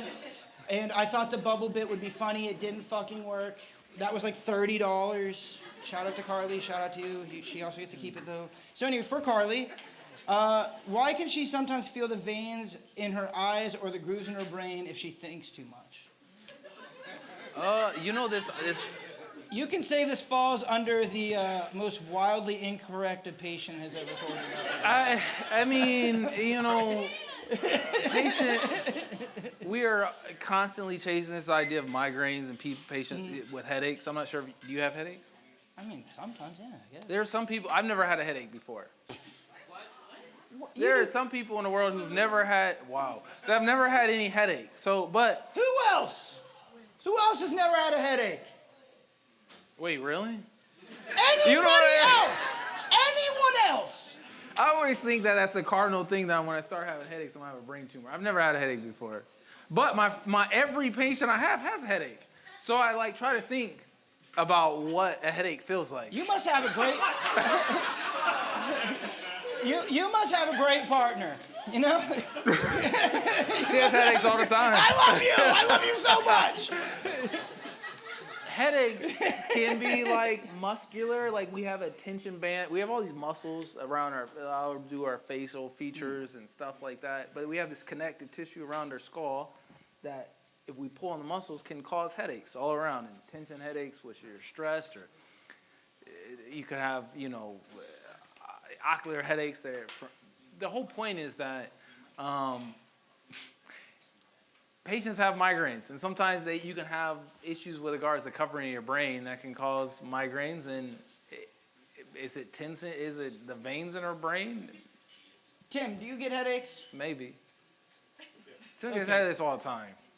So does my wife. I don't understand them, but I sympathize. I thought it might have been a genetic thing. Sympathize. I sympathize. So after seeing Inside the Human Mind, do you feel hopeful? That what? I mean, in general. Hopeful over? I guess it's like an in general type question. When we were writing this, what were you kind of thinking the whole just like, do you think that we're really going to turn it around? Politically or like morally? I'm getting a headache. I'm getting a headache. Thank you for clapping. I appreciate that. I mean, I think the guest's wife's the only one that's a ride or die right now. None of you clapped. I think that in honor of Martin Luther King Day, which was just recently this week, the moral compass of the universe is long, but it always arcs towards justice. So eventually, the human condition, it's bad things happen, but eventually we're all good. Deep down, we're all good people. It's just sometimes the bad people, there's a few of them. And we as a good people need to stand up and prevent the bad people from ruling the good people. Oh, Sorry. That's awesome. Question in the audience. For the neurosurgeon. Mm-hmm. What is your opinion on the brain organoids? Organoids. Yeah. And you're going to be like, I would never send a patient to you ever. What are organoids? What do you mean by organoids? Well, it's like stem cells, but then they take brain tissue with the stem cells and then create, it's for biocomputing. I think that, so the problem is that stem cells are absolutely amazing. And we actually the issue is when we think about stem cells, is that the stem cells are there very, very, very, very early in our development. Mm-hmm. And as we get older, as we develop into humans that we see every day, there aren't really many stem cells. So I do think that there is some, and stem cells, and we're like, what are stem cells? Stem cells are just cells that actually are very early in their development and can be turned in, they can change into other cells and do other functions. The whole point is that I think that stem cells definitely could be beneficial. I just don't think we're using them, or we know how to use them effectively. With the brain organoids, they have been working with them for a minute, so they're part of biocomputing as an alternative to AI. Okay. And possibly a horror of combining AI and organoids. But just with them alone, they can play Pong. So they on their own they develop eyes. They can learn with their environment. Just with human brains plus stem cells, so then they can learn and do things. So I was just curious as a neurosurgeon if you knew anything about it or. There are some uses for stem cells, and there are actually new developments when it comes to research in spinal cord injury, honestly. But how All right, there's not a lot cooking right here. We're gonna play a couple games. TBD. He's not. He doesn't know. He doesn't got it. It's fine. I mean, it's fine. You're a specialist in so many things. I haven't heard of organoids. Right. I know. I'm not embarrassed to say that. I haven't either, but I'm also not, like that. Have you heard of organoids? Me? Yeah, I'm very well versed. I'm very well versed. So I thought you and I would play a couple cognitive tests, right? Like I told you how they thought I did in high school. You want to do a couple? How fast? I'm sorry. I cut. Who here? I'm sorry I cut off your little discussion here. I'll Google them. We'll take it. We'll get someone on here for the next one for it. I'm not against stem cells, so we're on the same page. I'm not against stem cell research. I think I'm with that stem could cells. be the but. All right. So I want to do a few games with you. Okay. See who can stack up these cups the fastest between. I think it's Okay. 4. You guys remember the cups that everyone was doing back in the day? They had all them people. I want to see if you can stack and disassemble these cups as fast as I can. This is practice. This is practice for me. Yeah. What's your name again? Ty? Ty Mate. Do you have a timer on your phone? I do. Awesome. Could you pull that out? I feel like you were just practicing. You think I wasn't back there like doing this monologue 10 fucking times? I still messed up. You guys don't know it, but I still messed up. Wait, why do I have this in my hand? Well, there's another game. Oh. So ready? I'll go first. I feel like as the host, I gotta go first. I'm gonna try to stack these up a row of 4, then 3, then 2, then 1. 1, 2, 3, 4, 5, 6, 7, 8, 9, 10. There should be 10. What if you do more? I don't want to do more. I don't need more. What if I do more? You don't need more. Do you want to do it at the same time? Oh, wait, that'd be better. Let's do it at the same time. Then we don't need a timer. You can still time it. No, I want would- you to be involved. I already called on you. Please time it. I just want to know if one of us gets the best time, what that time is. We can compare it to the people that you look up on the internet. So wait, are these 5, mine 6, or yours? 7, 8, 9. Dealer's choice. Well, I'll pick these ones, actually. Okay. These ones feel luckier. Ready? All right. What are we doing? We're stacking 4, 3, 2, 1. Disassemble. Time. So we're building up and A tower, a pyramid, that sounds like extra practice. All right, let's just do it wrong. No. Like something like, I think. I'm So proud of it. Something like that. It should look, and then it should end like something like this. Don't clap. All right, ready? Clear instructions on the timer. It's 4 on the bottom. 2, 1, go. 4 on the bottom. 4 on the bottom? God damn it. And he's a Division I athlete. That doesn't. And I go to the Planet Fitness sometimes. Get caught! Now what can they say about me? All right. I got another one for you. That was pretty good. What was the time? 11 seconds. You did that in 11 seconds, but you took 20. I've watched the video. I was watching all the YouTube videos. I didn't practice though. All right, now we're just doing a couple games real quick. I'm sorry, everybody. I didn't realize how late it was. Anyway, now we're going to, you know about the cognitive test of drawing a clock? Okay, yeah. I want to see between the two of us who can draw a clock back. Could we just get a little beat, please? HR3, and Miguel. And wait, what are we doing? Draw a clock here. Don't look at mine. I won't look at yours.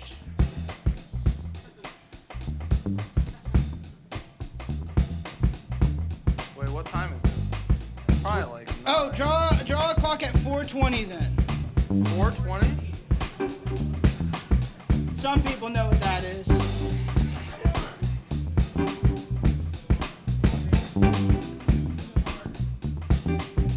Are you done? Kinda. I'm just doing... Time! We're good. Thank you so much. You're doing a great job. Thank you so much. Time. All right, ready? And then we're going to do it by the audience based on who you think has more cognitive ability. You want to go first? You can go first. right. It's fine.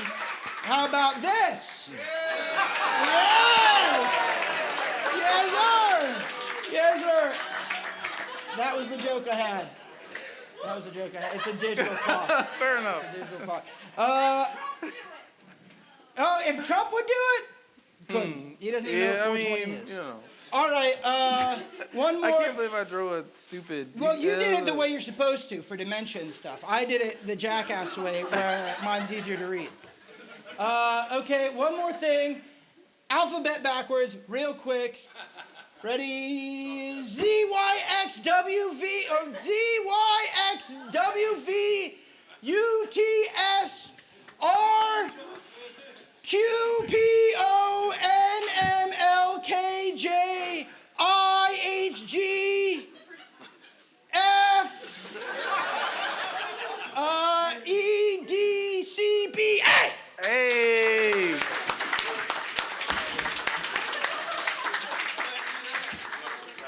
Thank you for having me. Yeah, thank you. You want to do one? You want to? No, I don't. I think that you did fantastic. Ladies and gentlemen, Dr. Aaron Palmer, thank you so much.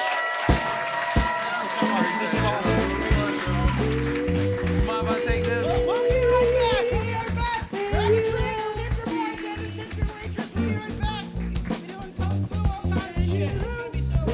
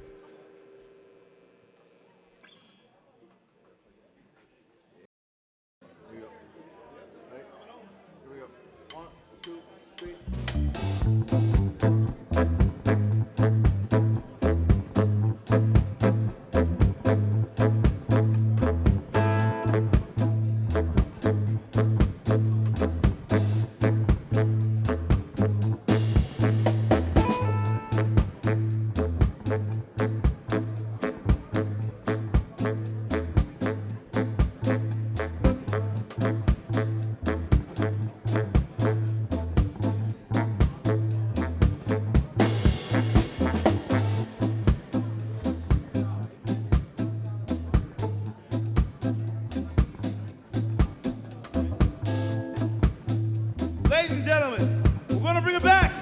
Adam Bonomo.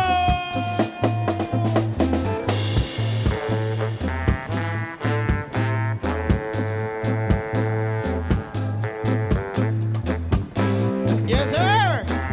Back at it.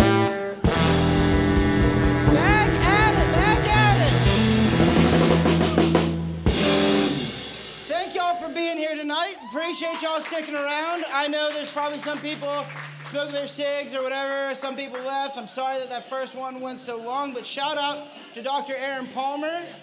You know, that was great. We all learned about the mind, what's going on, why he chose surgery, and, you know, I had to settle on that. All right, jeez. Ladies and gentlemen, we're going to skip all the formalities here.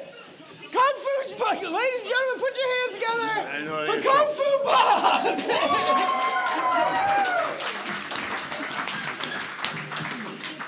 I know I've had a lead in or whatever. Can we get his mic on? He's very. In the pendulum. Yeah. Oh. Is that Public Enemy? One time? We're in the Terror Dome. All right. Come on down. Come on, everybody!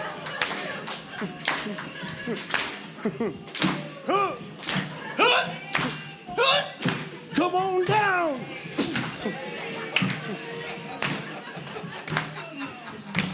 Down, down, boom.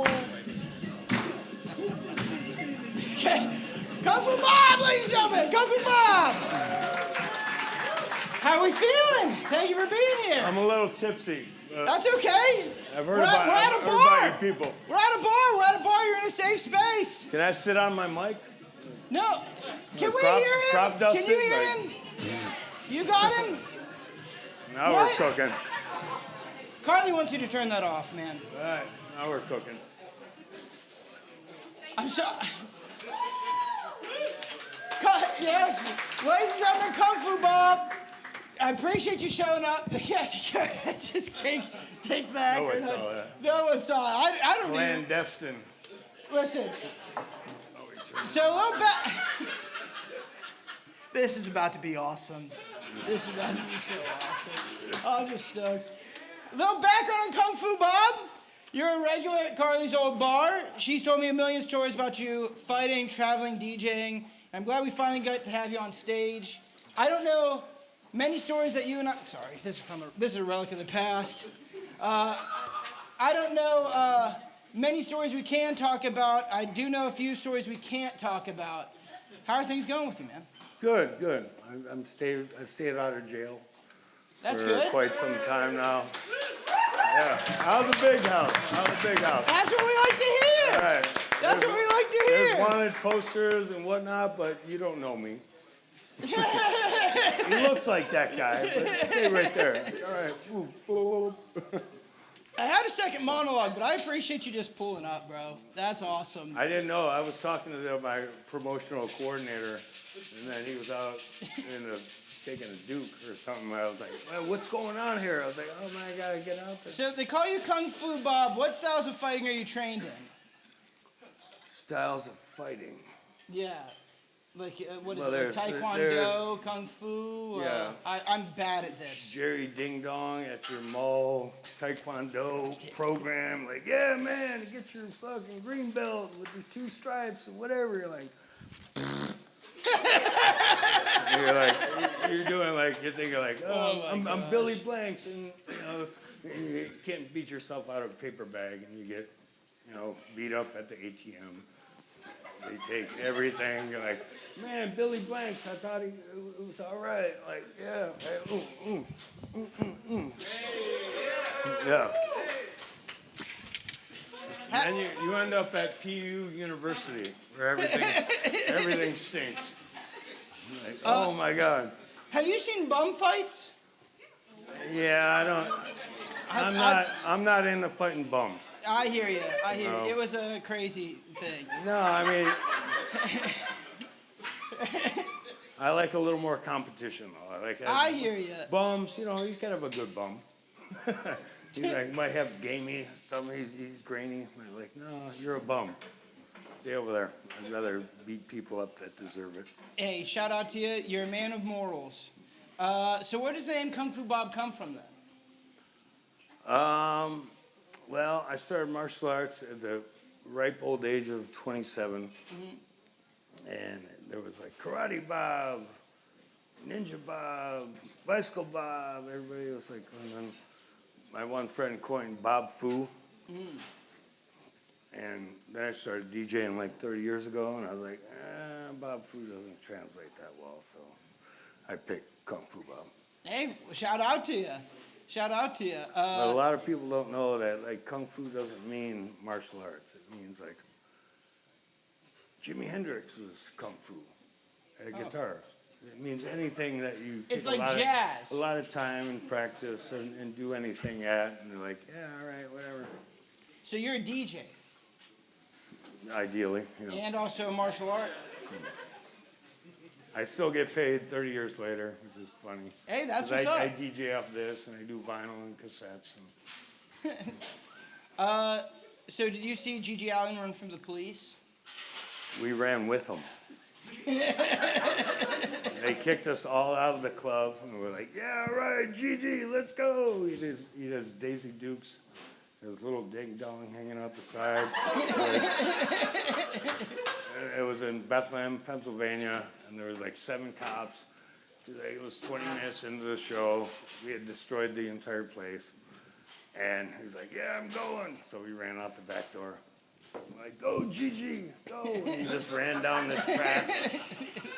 Then unfortunately he died based on heroin addiction.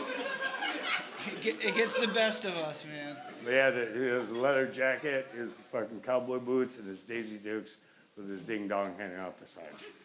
And I think the biggest problem he had was that his ding dong was so little that he was upset.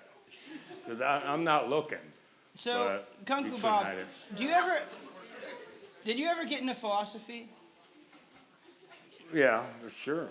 I imagine it's are there any certain principles that you use to guide your life? Sure. Get over being materialistic and get off. I always tell my friends, get off the space shuttle. Yeah. Phone craziness and like. All right, When you just say get off the space shuttle, that's a quote from Charles Manson. Well, it was that guy, John Schneider. He did an interview with Charles Manson. He was like, oh, and Charlie's talking crazy. He's like, all right, Charlie, get off the space shuttle. And I was like, if I tell all my friends that all the time, like, oh, great, that's great. Get off the space shuttle. Buzz Aldrin. all right. I am going to hold up some pictures, and you let me know if you fought with these people. Oh, sorry. O.J. Simpson. Exactly. Yep. I was running down the airport with him one time. We're like, no. Yeah, we're tight. I mean, That's what's God up. rest his soul. But What about this guy? see that What's this guy's name? It's Boss Rudin. Boss Rutten, I trained with him. Yeah. Yeah, I went to San Diego. I did this seminar. I used to go to Hawaii. And I would go to Hawaii and I would like sleep in my car. I'd go over to Borders. I'd read Black Belt magazine. So I'm reading Black Belt. They're like, oh, there's a seminar with Boss Rutten, fucking Gokor, the one-armed Muay Thai champion, Judo Jean LaBelle. I mean, all these high-level, Dan Henderson. I don't know if any of you guys know what I'm talking about. But it was like 10 or 8 dudes of highest level for like $275. And I was like, boom. And then Boss Rutten's like, all right, if any of you Don Tardos want to go do my cassette tape on a boombox in the morning. So I showed up in the morning, 3 hours of sleep. 3 people showed up. It was Pat Miletich, who was a UFC champion, and Boss Rutten. So we ran down the beach. And you? Yeah. That's crazy. But there was only 5 of us. And I was like, we ran down the beach, and Boss Rutten set it down. I was like, 1. I was like, 1, 2, 1, 2, 3, boom, boom. And we'd run for a while. We keep going, like, oh. And I was so honored. I would have been too. That's it. I was like, and then I was like, man, I like mountain bike race. He's like, yeah, you guys are crazy. I was like, he told me I was crazy. I was like, no, you guys are crazy. And I am like, So, what are your favorite principles of Kung Fu? Usually see the ding dong before it starts. Unless you're bothering one of my friends, you can humiliate me. I don't give a shit. Like, yeah, you're cool. I'll crop dust them. Like, a wrong turn at Albuquerque. Like, whatever. But it's unfortunate. Sometimes people fuck with your friends, and you feel obligated. Like, all right, I got to do something. And it's a rarity, but it happened. So what was, you're a DJ, what would you say, how would you define your style? It's like Bruce Lee, the style of no style.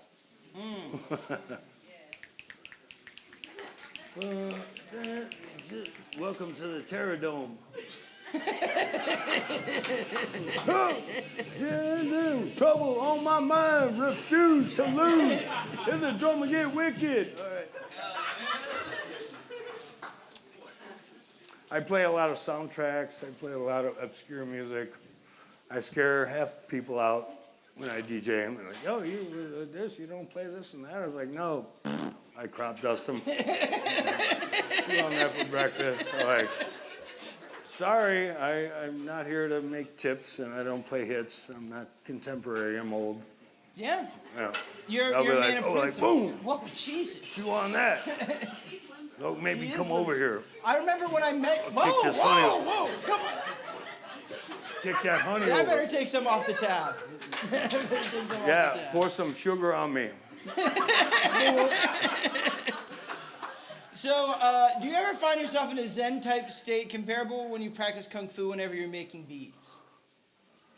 I don't make beats. I create beats by striking people. Well,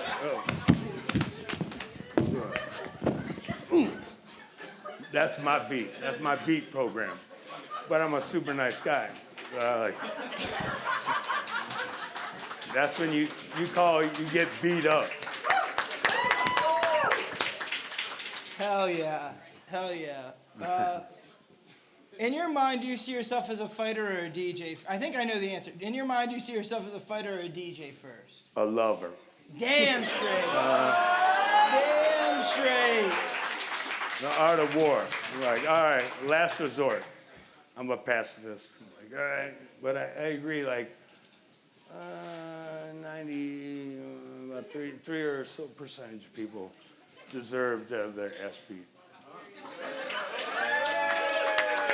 I'm not promoting violence, but I'm saying you create a significant emotional event in somebody's life, and maybe next time they're like, maybe I don't want to be that big of an asshole. Because I'll get smoked by some ding dong. I'm not imposing either. I'm like, all right. If Kung Fu inherently teaches discipline, what would you say DJing inherently teaches? Well, based on my scale, it matters that, like, I don't give a shit because I have a real job. I don't do it for money. So when I scare people out, they're like, yo, what the hell are you playing? I was like, you might want to hit the bricks. But what I love is I get people that get what I do. And they'll be like, oh my God, you play that from this soundtrack. Or, you know, I play a lot of movie shit. I incorporate movies on top of my themes and all that shit. And they're like, I don't care. You know, but I get people that enjoy it. They're like, oh my God, that was crazy. I was like, no, you're crazy. They're like, no, you're crazy. I'm like, no, you're crazy. You're like, all right, buy me a drink or something. I feel like I have a little catching up to do here. Yeah. Can I get a beer anyway? So somebody drank this when I wasn't looking. Weinstefaner? I'm in the Germans. When was the last time you fought someone? Almost fought someone, and what stopped you? Well, fought means what? Like, I fought in the ring for like 10 years. Like full contact, grappling, whatever. But fought in a street fight? I guess both. It's been a long time. I'm super nice. You seem like a nice guy. Yeah. Usually I just crop dust them now. I'm like, all right, stay right there. I chew on that for breakfast. I had some Angelo's pizza. That's awesome. Yeah, I don't even know. It's been so long. Like I used to bounce at like the Beachland, Peabody's, every alternative club. Now that's class. And I used to get shit, be like, "You're Kung Fu Bob. How come you don't beat anybody up?" I was like, "'Cause I'm trying to save you a lawsuit." And I'd be like the art of war. I'd be like, oh, okay, flank them. Always flank them. You know, you always want to stay away from the right or whatever. Like, hey, bro, cool, bro. And you say bro a lot. Hey, bro, cool, bro. And then they start circling. You start going around. Like, yeah, that's cool, bro. All right, like, that's a bro defense system. I'm like, you just keep saying bro. Like, bro.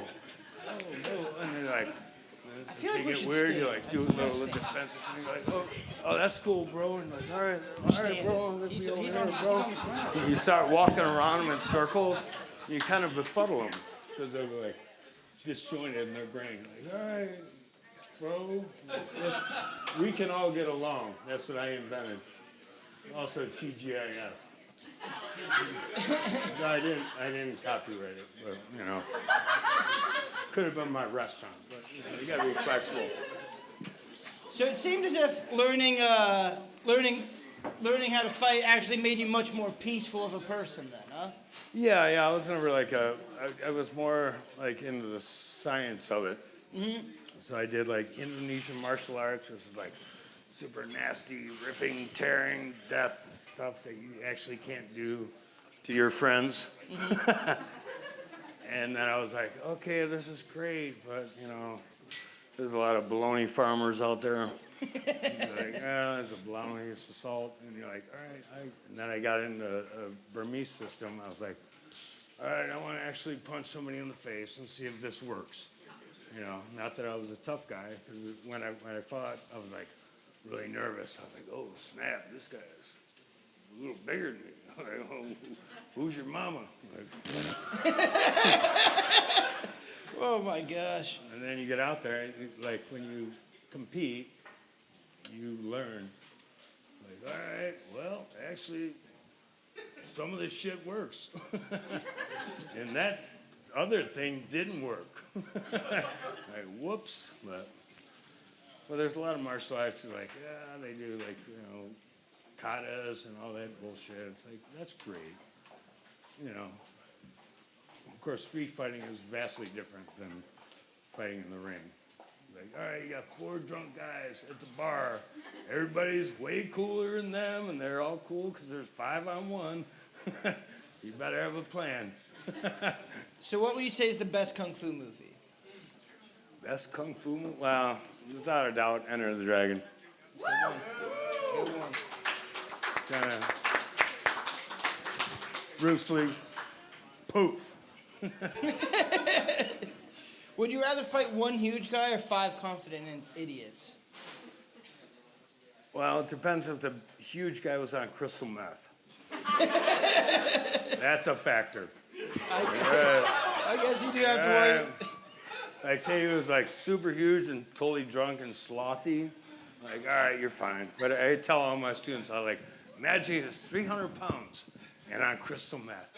What would you do? You better have a bunch of plans. Plan A is not going to work. Plan B, you better have, and you know, then you do bro, come on, oh. And you start circling around like, all right, do some parkour. I'm like, all right. They can't catch you. Like, all right, stay right there. Just get out of there. Don't even call the cops, which I generally would, but. How realistic was Bloodsport? Well, it was kind of dynamic in the sense that, you know, they had capoeira, they had this guy, that guy, whatever. But if you listen to the whole, like, historical part of, you know, Jean-Claude Van Damme was a gymnast. Yeah. What are your thoughts on Jean-Claude Van Damme? I would probably kick his ass. I mean, if he showed up tonight, I'd be like, I would fight him for free. Damn. Right here. You wouldn't even need to throw him $1. I'd sit on him. I'd do a sit and spin. I don't know if you guys remember that from the 70s. Sit and spin, you squash him. Start spinning around wildly like, oh my God, I messed your hair up. But God bless him, you know, whatever. So what's been the worst environment for you? Someone to get into a fight? Somebody I had to fight? don't know.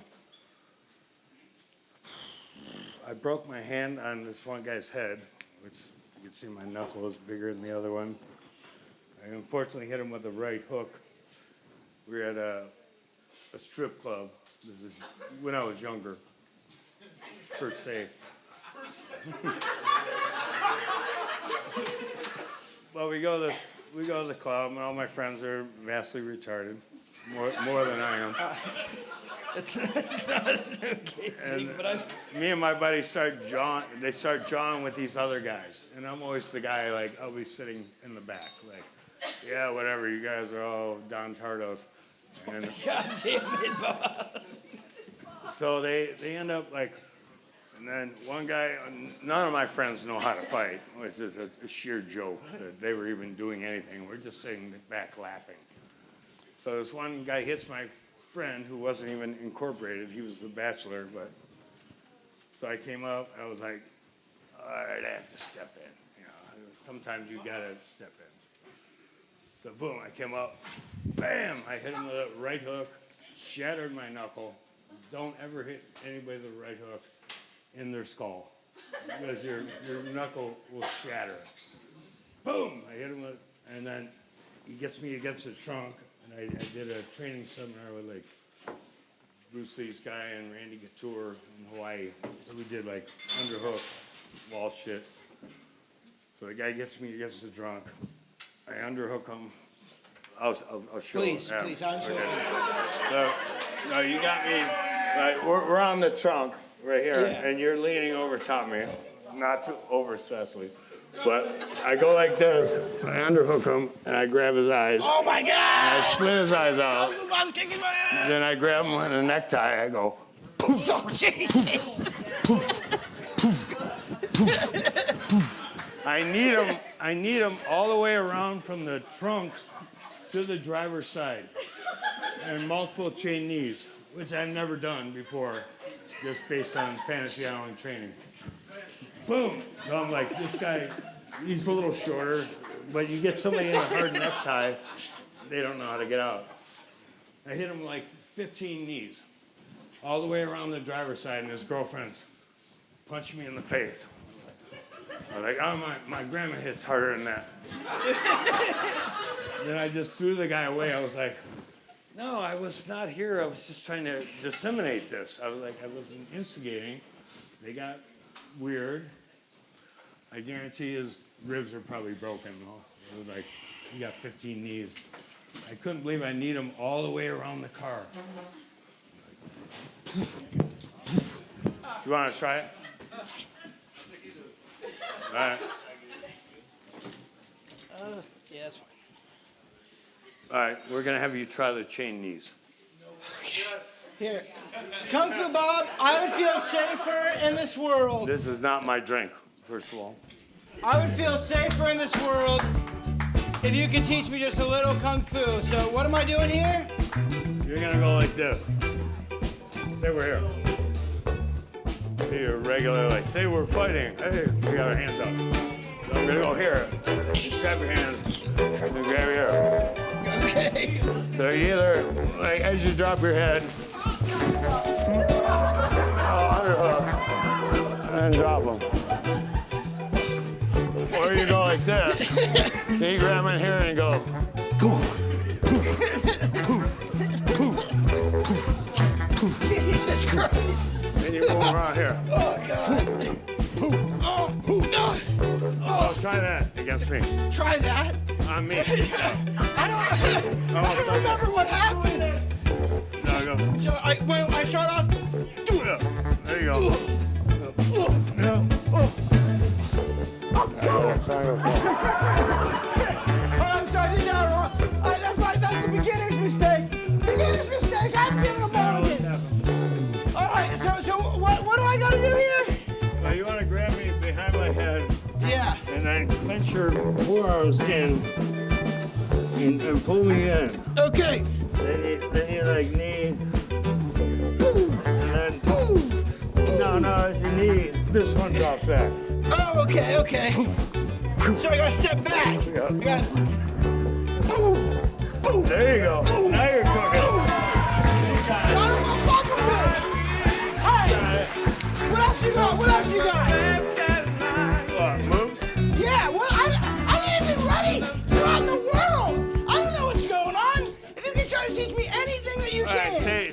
just standing there? Yeah, I'm standing here. I was like, yeah, my God, you guys are standing there. Yeah, I'm just some guy I standing didn't here. know him from Adam. I am Adam. That's what I meant. So you're like, oh my God, look at that hot lady. Wow! Cobra punch. Right. What Hey, happened? kick him right in the jimmy. Like, oh my God. Like, man, that lady was hot. Like, Yeah, she- oh, goodness gracious. She's worth it. No. Okay, so what did you do? Hey, look at that hot lady. Then what do I do? Cobra punch. Well, you got Show me what's going on. It's like the whipping strike. And then kick him right in the neck. Hit him in the jimmy.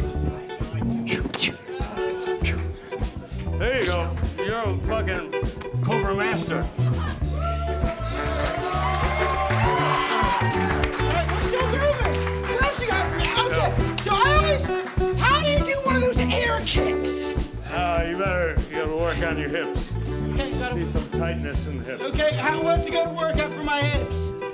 All right, throw a crazy kick. Throw one? Yeah, me. Fucking damn it, Bob. That wasn't bad. That wasn't bad. So impressive. It was fast as lightning.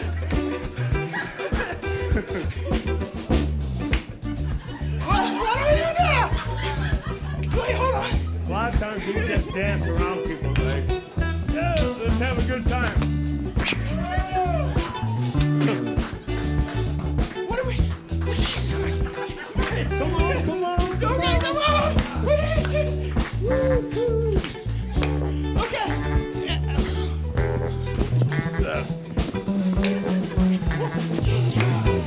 I would have took his beard off. It would have been gone. I'm a beard. And it takes like a month to grow back. It's so slow. Beard's off. All day, man.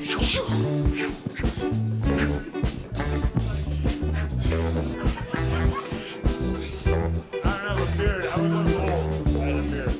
Okay. I'm older than 30. All right. So what do you think are the fundamentals for someone to have going into a fight? Like me, I'm not a fighter at all. Run. Run. Run that way. What if you're big? Jungle style. If you're big, run faster. If you're big, you're slower. Like, dun, dun, dun. Do a horse kick on the way out. Like, all right. What's I gotta jungle go. style? What's jungle style? That's styles that they do in the jungle. Yeah. Keep on. You got a drunken monkey or something. Off rhythm. Right.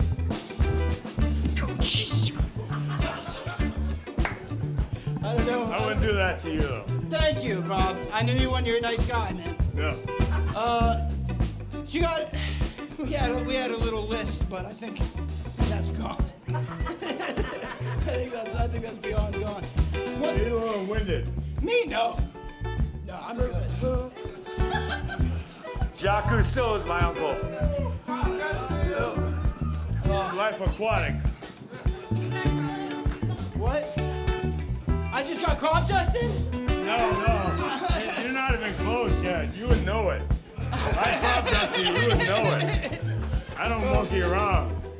The real shit, the wild man of Borneo. Poof. Not yet. I may not even do it. You guys are all really nice. I don't do that obtrusively. What should I just say? What should I do? But it sounds like you might be asking for it. Yeah, that went with his kick.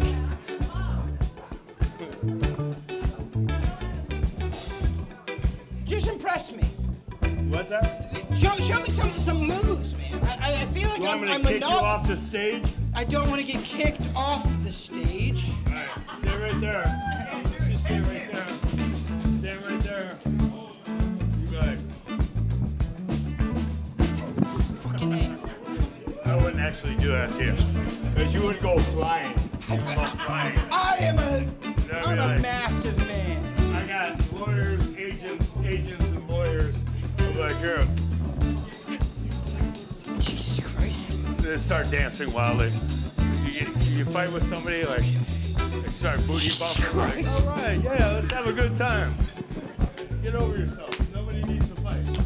Right. It's overrated. And I feel like that's the moral of this whole thing. Is no one needs to fight. When we could have all this anger. All get along. Why not? Why not have peace?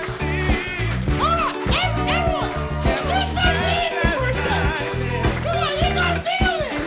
Everybody loves kung fu fighting. Where's the No food? gets the best as lightning. Oh.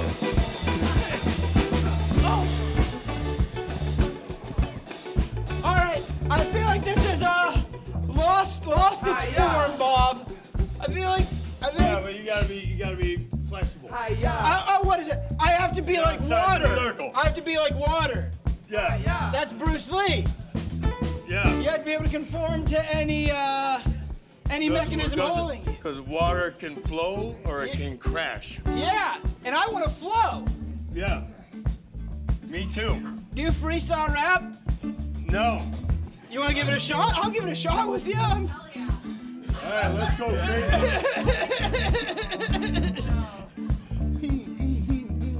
I don't really. Okay, so this isn't written. I'm literally like just going here. I can't believe you didn't write this. I feel like I have to just make something work with you, neither. Bob. They talked to all my agents. That's the only thing I have no idea what's going on tonight. I had to talk to so many different lines of litigation before I could reach Kung Fu Bob. believe it Yeah. or not. Liability. I'm Tim Misney. We don't talk about Tim Misney on the show. We don't talk about Tim Misney. Right. If you know, He you know. stinks. Yeah, He does stinks. stink. He stinks. He doesn't even I take dropped dust cases. to him also. My friend John, is he here? Is John here? John had a medical case that he tried to hire Tim Misney for, and he wouldn't even fucking do it. He wouldn't even try to make him pay. Sorry, I'm not that big of a hater. I am a little bit of a hater. I'm not gonna lie, Bob. My freestyle rap can't be that good. I'm inspired. Like my favorite like rap artist is like totally not okay anymore. I'm in the Public Enemy. I don't know about you guys. Public Enemies. Public Enemy. That's respectable. That's respectable. One. Public Enemy. 911 is not a joke. Especially in Akron. Bob's the Where mayor. there's nobody on the streets. Just drive, Wait. nobody's talking about it. So whenever you hear Bob the mayor, what does that spark in you? The mayor of Akron? It says Bob the mayor. She told me that. What? Oh. You know what, everyone? I want it to be known. If I could, if you guys could just tone it down just a sec. I want it to be known that we were going to have the mayor of Akron here. The mayor of Akron was going to be one of our guests today here. And whenever I told him the lineup, and it was going to be him, it was going to be Kung Fu Bob and everything, he was like, I don't know Kung Fu Bob. I don't want this to hurt my brand. And I was like, listen up. I was like, listen up. There's so many people. I was spreading the fear. Like, all right. There's I so don't like you many people out politicians there anyway. who you can. Oh, and Dr. Aaron Palmer didn't care. Dr. Aaron Palmer didn't care. So when we found that out, I was like, it's okay. We're gonna have Kung Fu Bob on anyway, because you were a solid dude from the moment I met you. I appreciate you.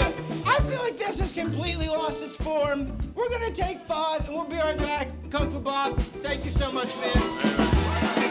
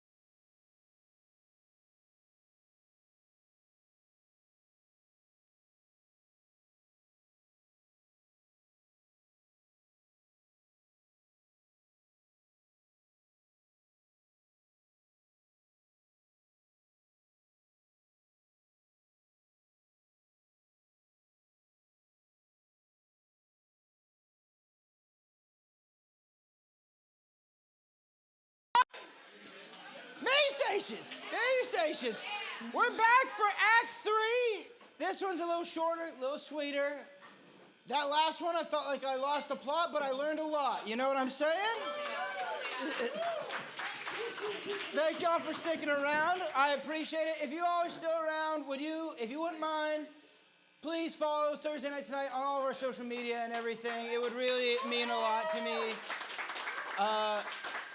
But yeah, that was a lot of fun. I feel like I'm a little energized after that. You know what I mean? Bob got my juices flowing. But yeah, what was that? Oh yeah, also if you guys want, we only have one piece of merch. We have a mug, it's $5. If you guys would like a mug, you can pick up a mug, let me know. They're fine, I like them. What was that? You said J-O into it? That's insane.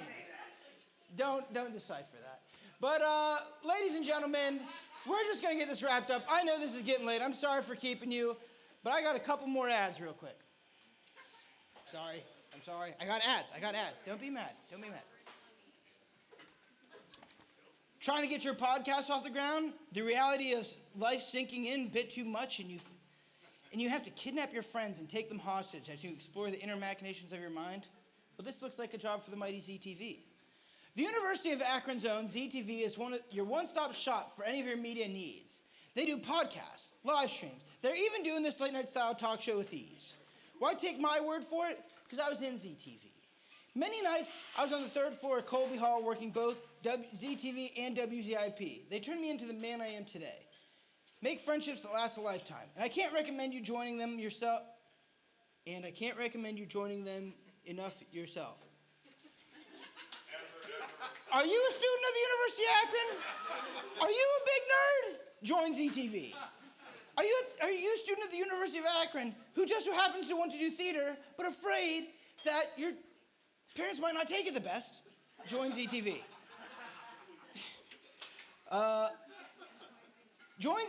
If you're lost in the world, join ZTV. If you don't know how to move forward, join ZTV.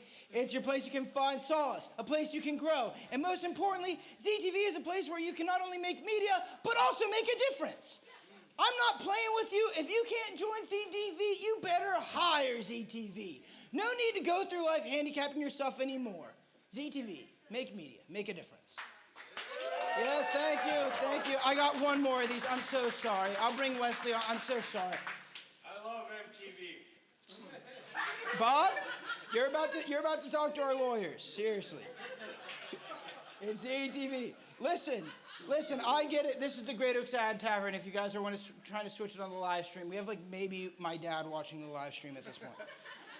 Listen, I get it. Everyone likes to act as if there's nothing to do around here. But let me be the first to tell you that me and my friends, when we're looking for something to do, the first place is always Great Oaks Tavern. If it's not their awesome collection of board games, TCG cards, or their curated menu, it's the atmosphere. It's the awesome atmosphere that gets me. They have gluten-free buns, vegan, vegetarian options, and anything that you and your little nerd friends could need. You will feel taller and smarter if you spend time at Great Oaks Tavern. There's a reason they have such a high rating across all platforms. Great Oaks Tavern delivers. Their convenient location right off of 76 and Wadsworth and Great Oaks Trail, people from all around the world rave that Great Oaks Tavern has healing properties, not only for your boredom or hunger, but also your soul. Get some friends together, check it out, and say your buddies at Thursday Night Tonight sent you. Make your plan to visit Great Oaks Tavern today. We're done with the ads. We're done with the fucking ads. Ladies and gentlemen, put your hands together for Wesley Bright!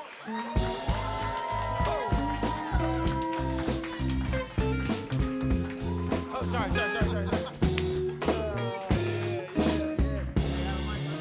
You got a mic? I'm sorry. You want a hand? No. We have to use the wired lavalier this time. Yeah, y'all. there we go. I'm sorry. Yeah. Okay, cool. We sitting down? Yeah, I was gonna sit down. Okay. Owner of Akron Honey. I tried to steal that honey. Bob, if you want it, bro. You could have had it. You could have had it. You want it? You can have it. All right. We got that from PU University, Bob. No, You got that? going close where everything stinks. Yes. All right, Wesley, how we feeling? Good, man. I gotta Give me get a little that. closer to you. Yeah, man, I'm scoot a long way in, over here. I scoot gotta- in, scoot in. Yeah, man, we talking. I didn't, Come on. please. Everyone, my girlfriend was roasting me that I have people sit too far away.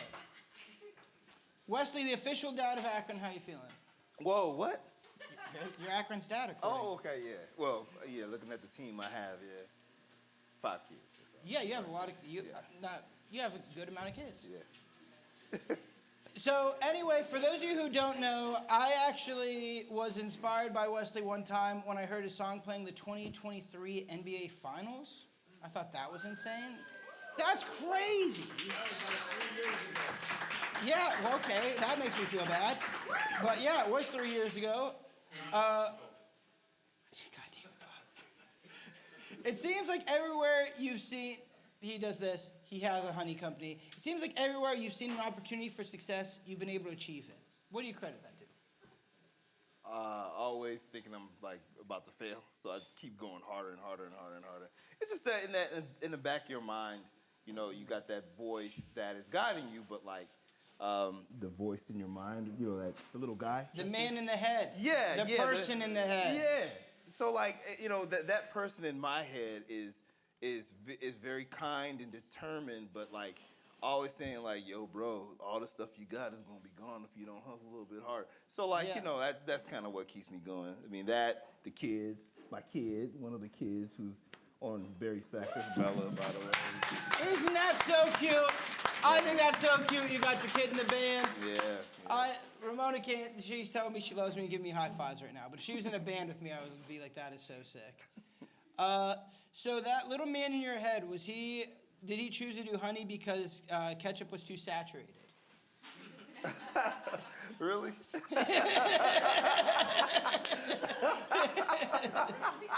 I don't know what he's gonna ask, man. I don't know. He wouldn't tell me. You didn't tell me. I would ask like, hey, let me get these. I'm used to interviews, getting the questions in advance, and he would not tell me. He's buying time. He wouldn't tell me, man. So I'm looking at you, waiting for like, what is he about to say? So why did you get into doing honey? Is that what you want? No, man. Don't ask what you're gonna ask. Ask what you're gonna ask. I did. Oh, was that the actual question? What does that mean? Oh, man, I thought that was a follow-up joke. Like, you was just joking. Was that your question? Who did that question? I did. I actually did all these questions for you. Oh, okay. Well, okay. You know. It was last minute. You want me to answer that? Why did you get into doing honey? All right. I don't know. Like, there was this vacant lot around the corner from our house, and 2013. Aviary. Aviary is birds. Apiary is bees. I'm fucking sorry, bro. Yeah, man. Yeah. Please. It's birds and bees, 2 different things. Birds and the bees. Yeah. That's how you got 5 kids. Ah, I didn't understand. Oh. Man, yeah, so there's this vacant lot, and bought it in 2013, and just Googled how to keep bees. Actually, I got to credit Jimmy, our guitar player, man. So when I bought that lot, we were playing music with the highlights at that time, and went to rehearsal at Jimmy's place, and Jimmy had this big bucket of honey that this beekeeper friend, you always remember that? It had all that wax at the top. Yes. And you were like, Adam, what did you do? What is this? You're talking. Oh, what is this? I don't know why it's like this. I thought it was going to be on plates. Sorry. All right, man. I thought it was going to be on plates. No, let me finish this question. Sorry. Yeah, go ahead. And Jimmy was like, man, I don't like this because down. it's like all this like crap at the top. It was like bee parts and stuff. And so I was like, yeah, I'll take it. So I dug down there, and man, the honey was so good. I'm like, man, forget this. I'm doing bees. So I Googled how to do it and just kind of like jumped into it. And next thing I knew, I was like on the way back from Ravenna with like 2 colonies of bees in my trunk. And that's scary. That's really scary. Are these What is identical? this, man? Don't worry. Sorry, man. You didn't tell me any of this. These are spoons, Oh, Wesley. I know what's about to happen. These are spoons. So, what does the process of keeping bees look like? Like, you know, I know that you have to do the smoking, and you pretty much, you just go in there, take them out, Keep right. going. No, keep going, man. You like take a little hive. You're like, get out of here, you jackass. And then you just break up the comb. I mean, next question, you just answered it. Is There that you what it go. is? Pretty much, but like not just like that. It's it's a lot of patience, honestly. Yeah. Most people think that keeping bees is all about getting the honey, but most of the time you're just making sure that you're inspecting them and making sure they have happy. the best. Happy, yeah, they're happy, yeah. What is it, the Feel Good Honey brand or the Super fun and delicious. Super Fun and Delicious Honey brand? Yeah. So that's from a while ago. Do you cuss? Yeah. Like the child is over. So she's at the age where I'm letting it come out a little bit, so she can get it. But her siblings, just all like, "Hey guys, whoa," The that's boys all they that, get. no way. Yeah, they're not getting any of that. Even I say shut up, and they're like, "Ooh," so dang. I can't. High stakes at that point. Yeah. You don't want them to see the real you just yet, Okay. Yeah. Yeah, that's why my daughter's at home. That's why my daughter. This is the real me. This is what I do once every year and a half. So when you aren't keeping bees, you're revitalizing a neighborhood. When did this become more than a business to you? It wasn't even supposed to be a business. It really was. It was just supposed to be something fun to do. Keeping bees, harvesting honey, and refurbishing furniture. Yeah. Was that in the segment before? It was a while. Oh, ago. okay. Oh, was that the picture that you? Yeah. Oh, okay. I got it. There was a couple times I kind of zoned out, so. Check that out. Yeah. This modern, I remember it. Mid-century modern. Mid-century modern. Yeah, with that Akron honey yellow too. Frame that. Oh, yeah.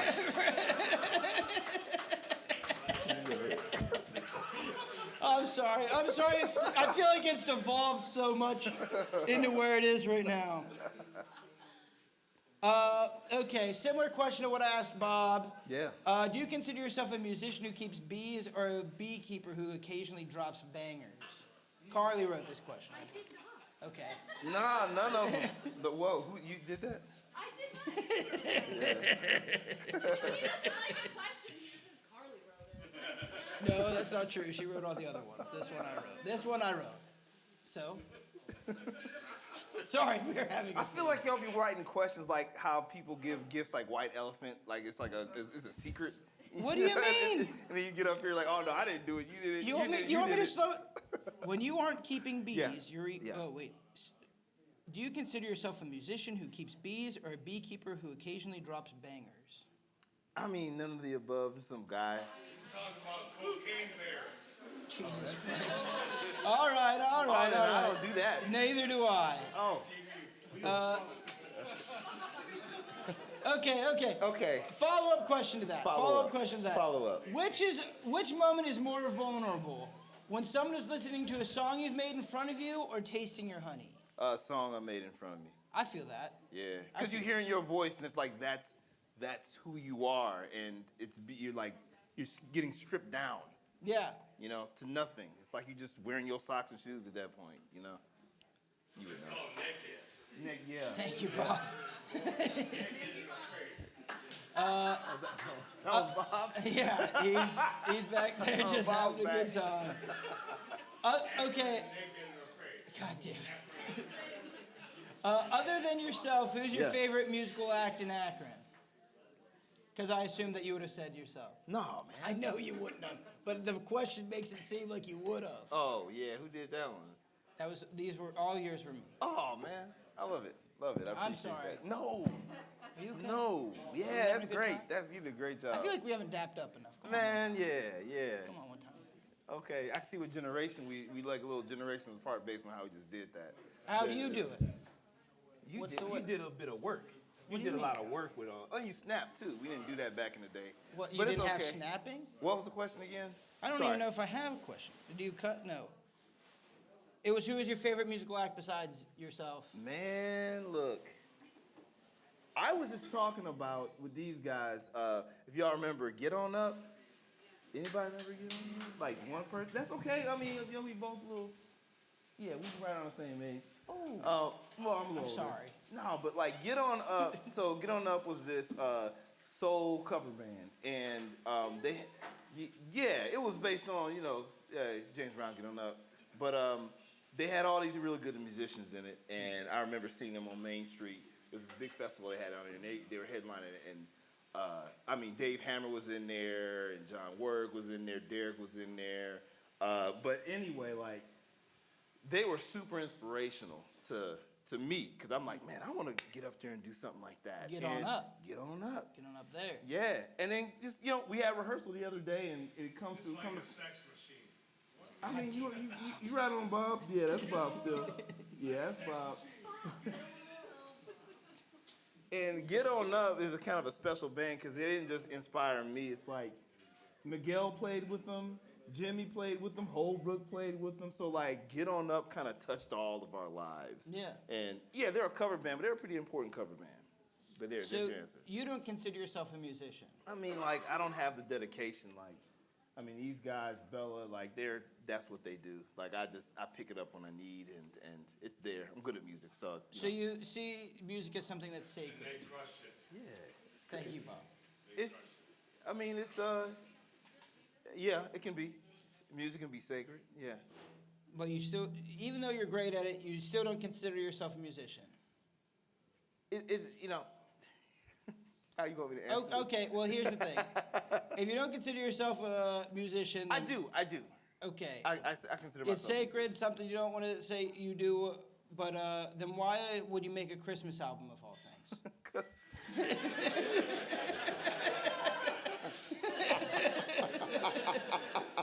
Adam be setting traps with these questions. Man. Well, so I started, I write music for film and TV on the side sometimes. A lot more over the last 5 years, but, it's something that I guess I am a musician. Yeah, you're definitely a musician. I'm just, not to the same level. Like, I don't know how to read music. A lot of the times in our band, like, I don't know what they're talking about with certain things. You're watching their YouTube videos. Pretty much. They are the YouTube video, yeah. Christmas album, huh? You about to talk about that? I mean, I asked. You're going over here. Listen, I know. I set you up with this. Mm-hmm. I know why. Why I did it? 100%, bro. Yeah. No.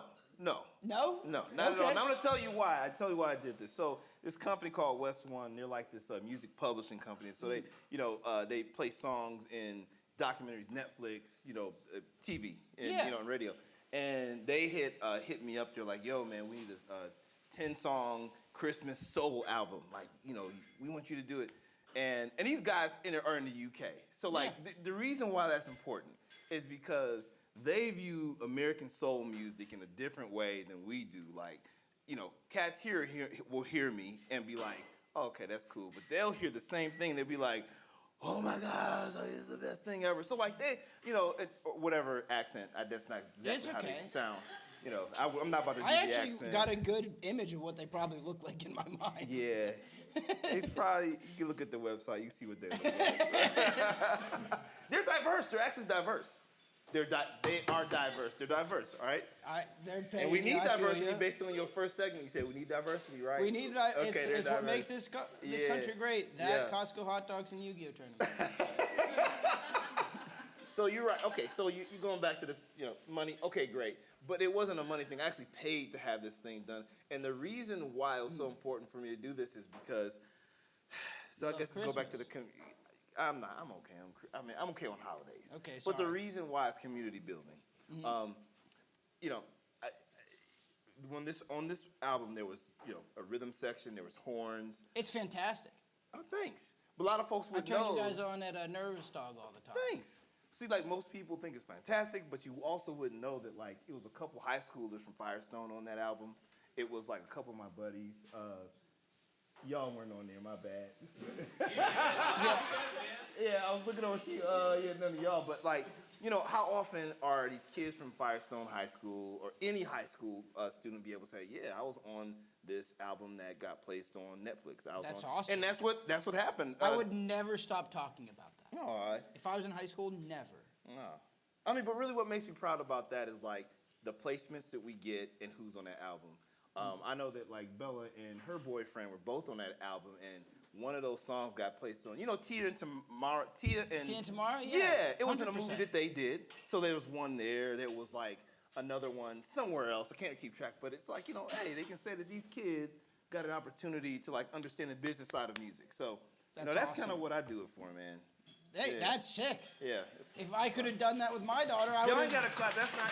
That's cool. You know, I think. You do cool shit. I think no, man. I think if you could put people on, like put cats on, you know. Yeah, 100%. You're doing this with us today. Thank you so much. Thank you. Seriously, you're seriously so awesome. I mean, you put me on. Thank you. I put you on, bro. Yeah. Thank you, Wesley. We have, I think, 300 followers on Instagram. If you had to pick one, what's the perfect song? What's the perfect song? Perfect song. Like, you know, it doesn't have to be like what you think. It has to be the perfect song. What do you think's the perfect song? So that song, okay. So this. It doesn't have to be That's your a very song. broad It doesn't have to question. be your song. I know it's not going to be, but it was a very broad question. Very broad question. You can. What's the perfect song? The song that's simple to follow, Mm-hmm. like easy to relate to, and it's hooky. Okay, and Yeah. that is. And that means something. And that is. Now you're gonna ask me the specific. Okay. What do you even mean? I asked you that the first time. Well, I was sitting there You're thinking- giving the abstract. Yeah, no, I was following. You're setting the skeleton. Yeah. You don't have to pick one. I was just wondering. It's tough to pick that. So, okay. So here is a wonderful song. I'm not judging. No, "Love Is in Need of Love" by Stevie Wonder on Life's is that key? Songs in the Key of Life. Yeah. Yeah, because it's like literally, if you play that song at any time, it's relevant. But if you play it now, you be like, oh, Stevie got in the time machine, came here, went back and wrote a song. I need to write that down. What was it again? "Love's in Need of Love." Love's in Need of Love on Songs in the Key Songs of in Life. the Key of Life. That Yeah, got the like keys. what, top 5 best albums of all time on Apple Music last year or something? I looked at I'm one of them. I'm trying to be hip, okay? I'm trying to be hip. I listen to so much local music. I missed out on so much. So not a lot of people know this. You went semi-pro in dodgeball, yeah? Yeah, I mean, I was younger. I was at Kent State, went to Kent State, and it was like this emerging thing where, we would get in, we went to the multi-purpose room and at the rec center and just like was throwing balls at each other's heads and. But it was semi-pro. You were getting like paid, right? I didn't say that. Yes, you, No, isn't that what that means? No. Imagine football before football got popular. Like, cats are showing up to these games in pickup trucks, and they just playing to play. Gotcha. Not getting any money. Was it cool? It was the best. Yeah. Here's the thing. I wish in my adult life I could play dodgeball again. I just think I'd go at it with a different You can. tone. You can. You need physical therapy first, Whoa, and then not whoa, you. The general you. The general you. me? Not- What does that no, fucking mean? Like the general sense The of you fucking, like. you don't need to do that. No. Right. You got me. All right. Well, this one is a little shorter, and the activity that we have here is I have 5 honeys here, and Wesley has to guess which one's his. Dang. Oh boy. Look, I'm not even gonna be mad if I get it wrong. Okay, so there's 1, 2, 3, 4, 5, right? So we'll give you this one here. Yeah. This All right. one is. I hope that one's not yours because there's just a bare. You want to I'll switch? I'll be able to tell. This is so sticky. Nah. All right. Do you want to start with this one, far left? This is 1, 2, 3, 4, 5. Far right. If we're doing it from the stage, I guess. What do you mean? My left, your left. So the one that's closest to your left hand. The one that's closest to your Jack left hand. did this. He doesn't know. What's up? Yeah. It's just. Why do I have to start? Okay. Why do I have to start with this random fucking one? We should start with the same one. First of all, do you know how to taste honey the right way? No. What you got to do is put it on your tongue and then press the honey to the roof of your mouth and just breathe. You're going too fast. Breathe just for a moment. I'm not even done explaining to you okay. I picked up the fucking spoon. this honey's like no. It's What? just like What am I doing? What? What do I need to do? How do I do this right? Instructions. Yeah. So just press it, put it on the top of your tongue and press it to the roof of your mouth, and then just breathe for 2 seconds and then swallow it. Okay. What should I do? I'm following your lead. Go ahead, man. You go ahead. You're going too fast. You're not enjoying that.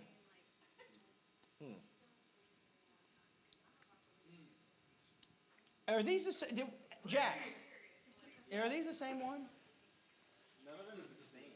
I know, but like, did we try the same one? Yes. Which one do we have to try next? The second one. Why was mine in the fourth one? Just turn it around. You gotta flip it around. Oh. Bro, it's a sequence. Okay. You gotta wait for me. Nah, this ain't it. That one's cheap. Yeah, That terrible. one's cheap. That's probably what we got at Nervous Dog instead of your good stuff, man. Ready? That's not it either. Hold on.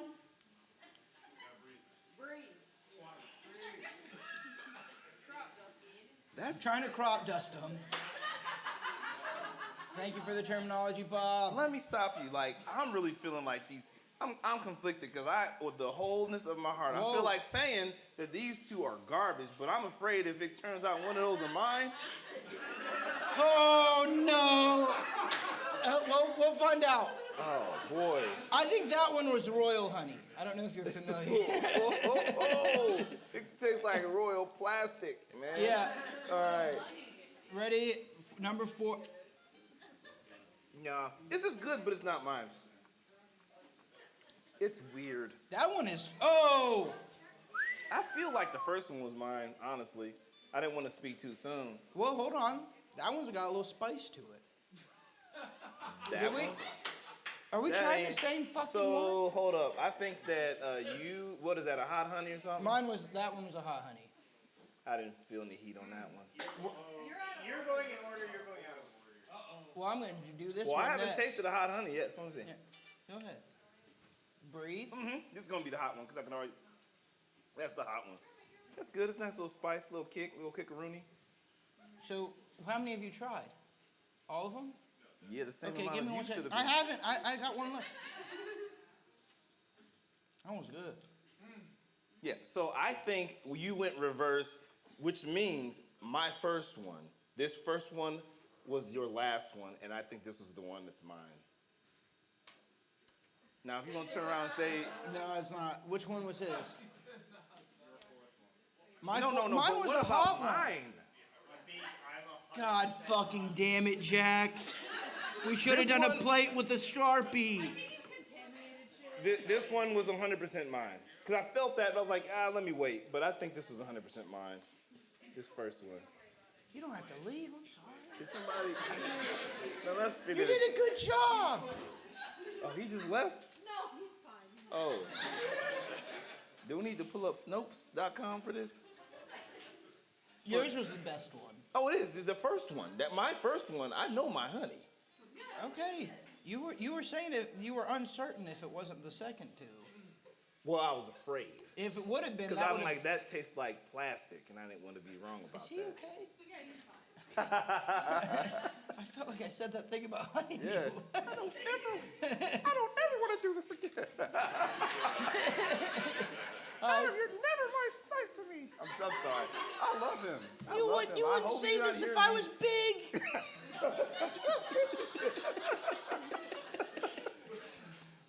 I've said that to him a billion times. Jack's one of my best friends. Jack is awesome. You can't say that. I know. Sorry, Jack. Can you hear me? I'm just kidding. I gave him a Mickey Mouse voice. I shouldn't have done that. It's okay. I get it. I know why you did it.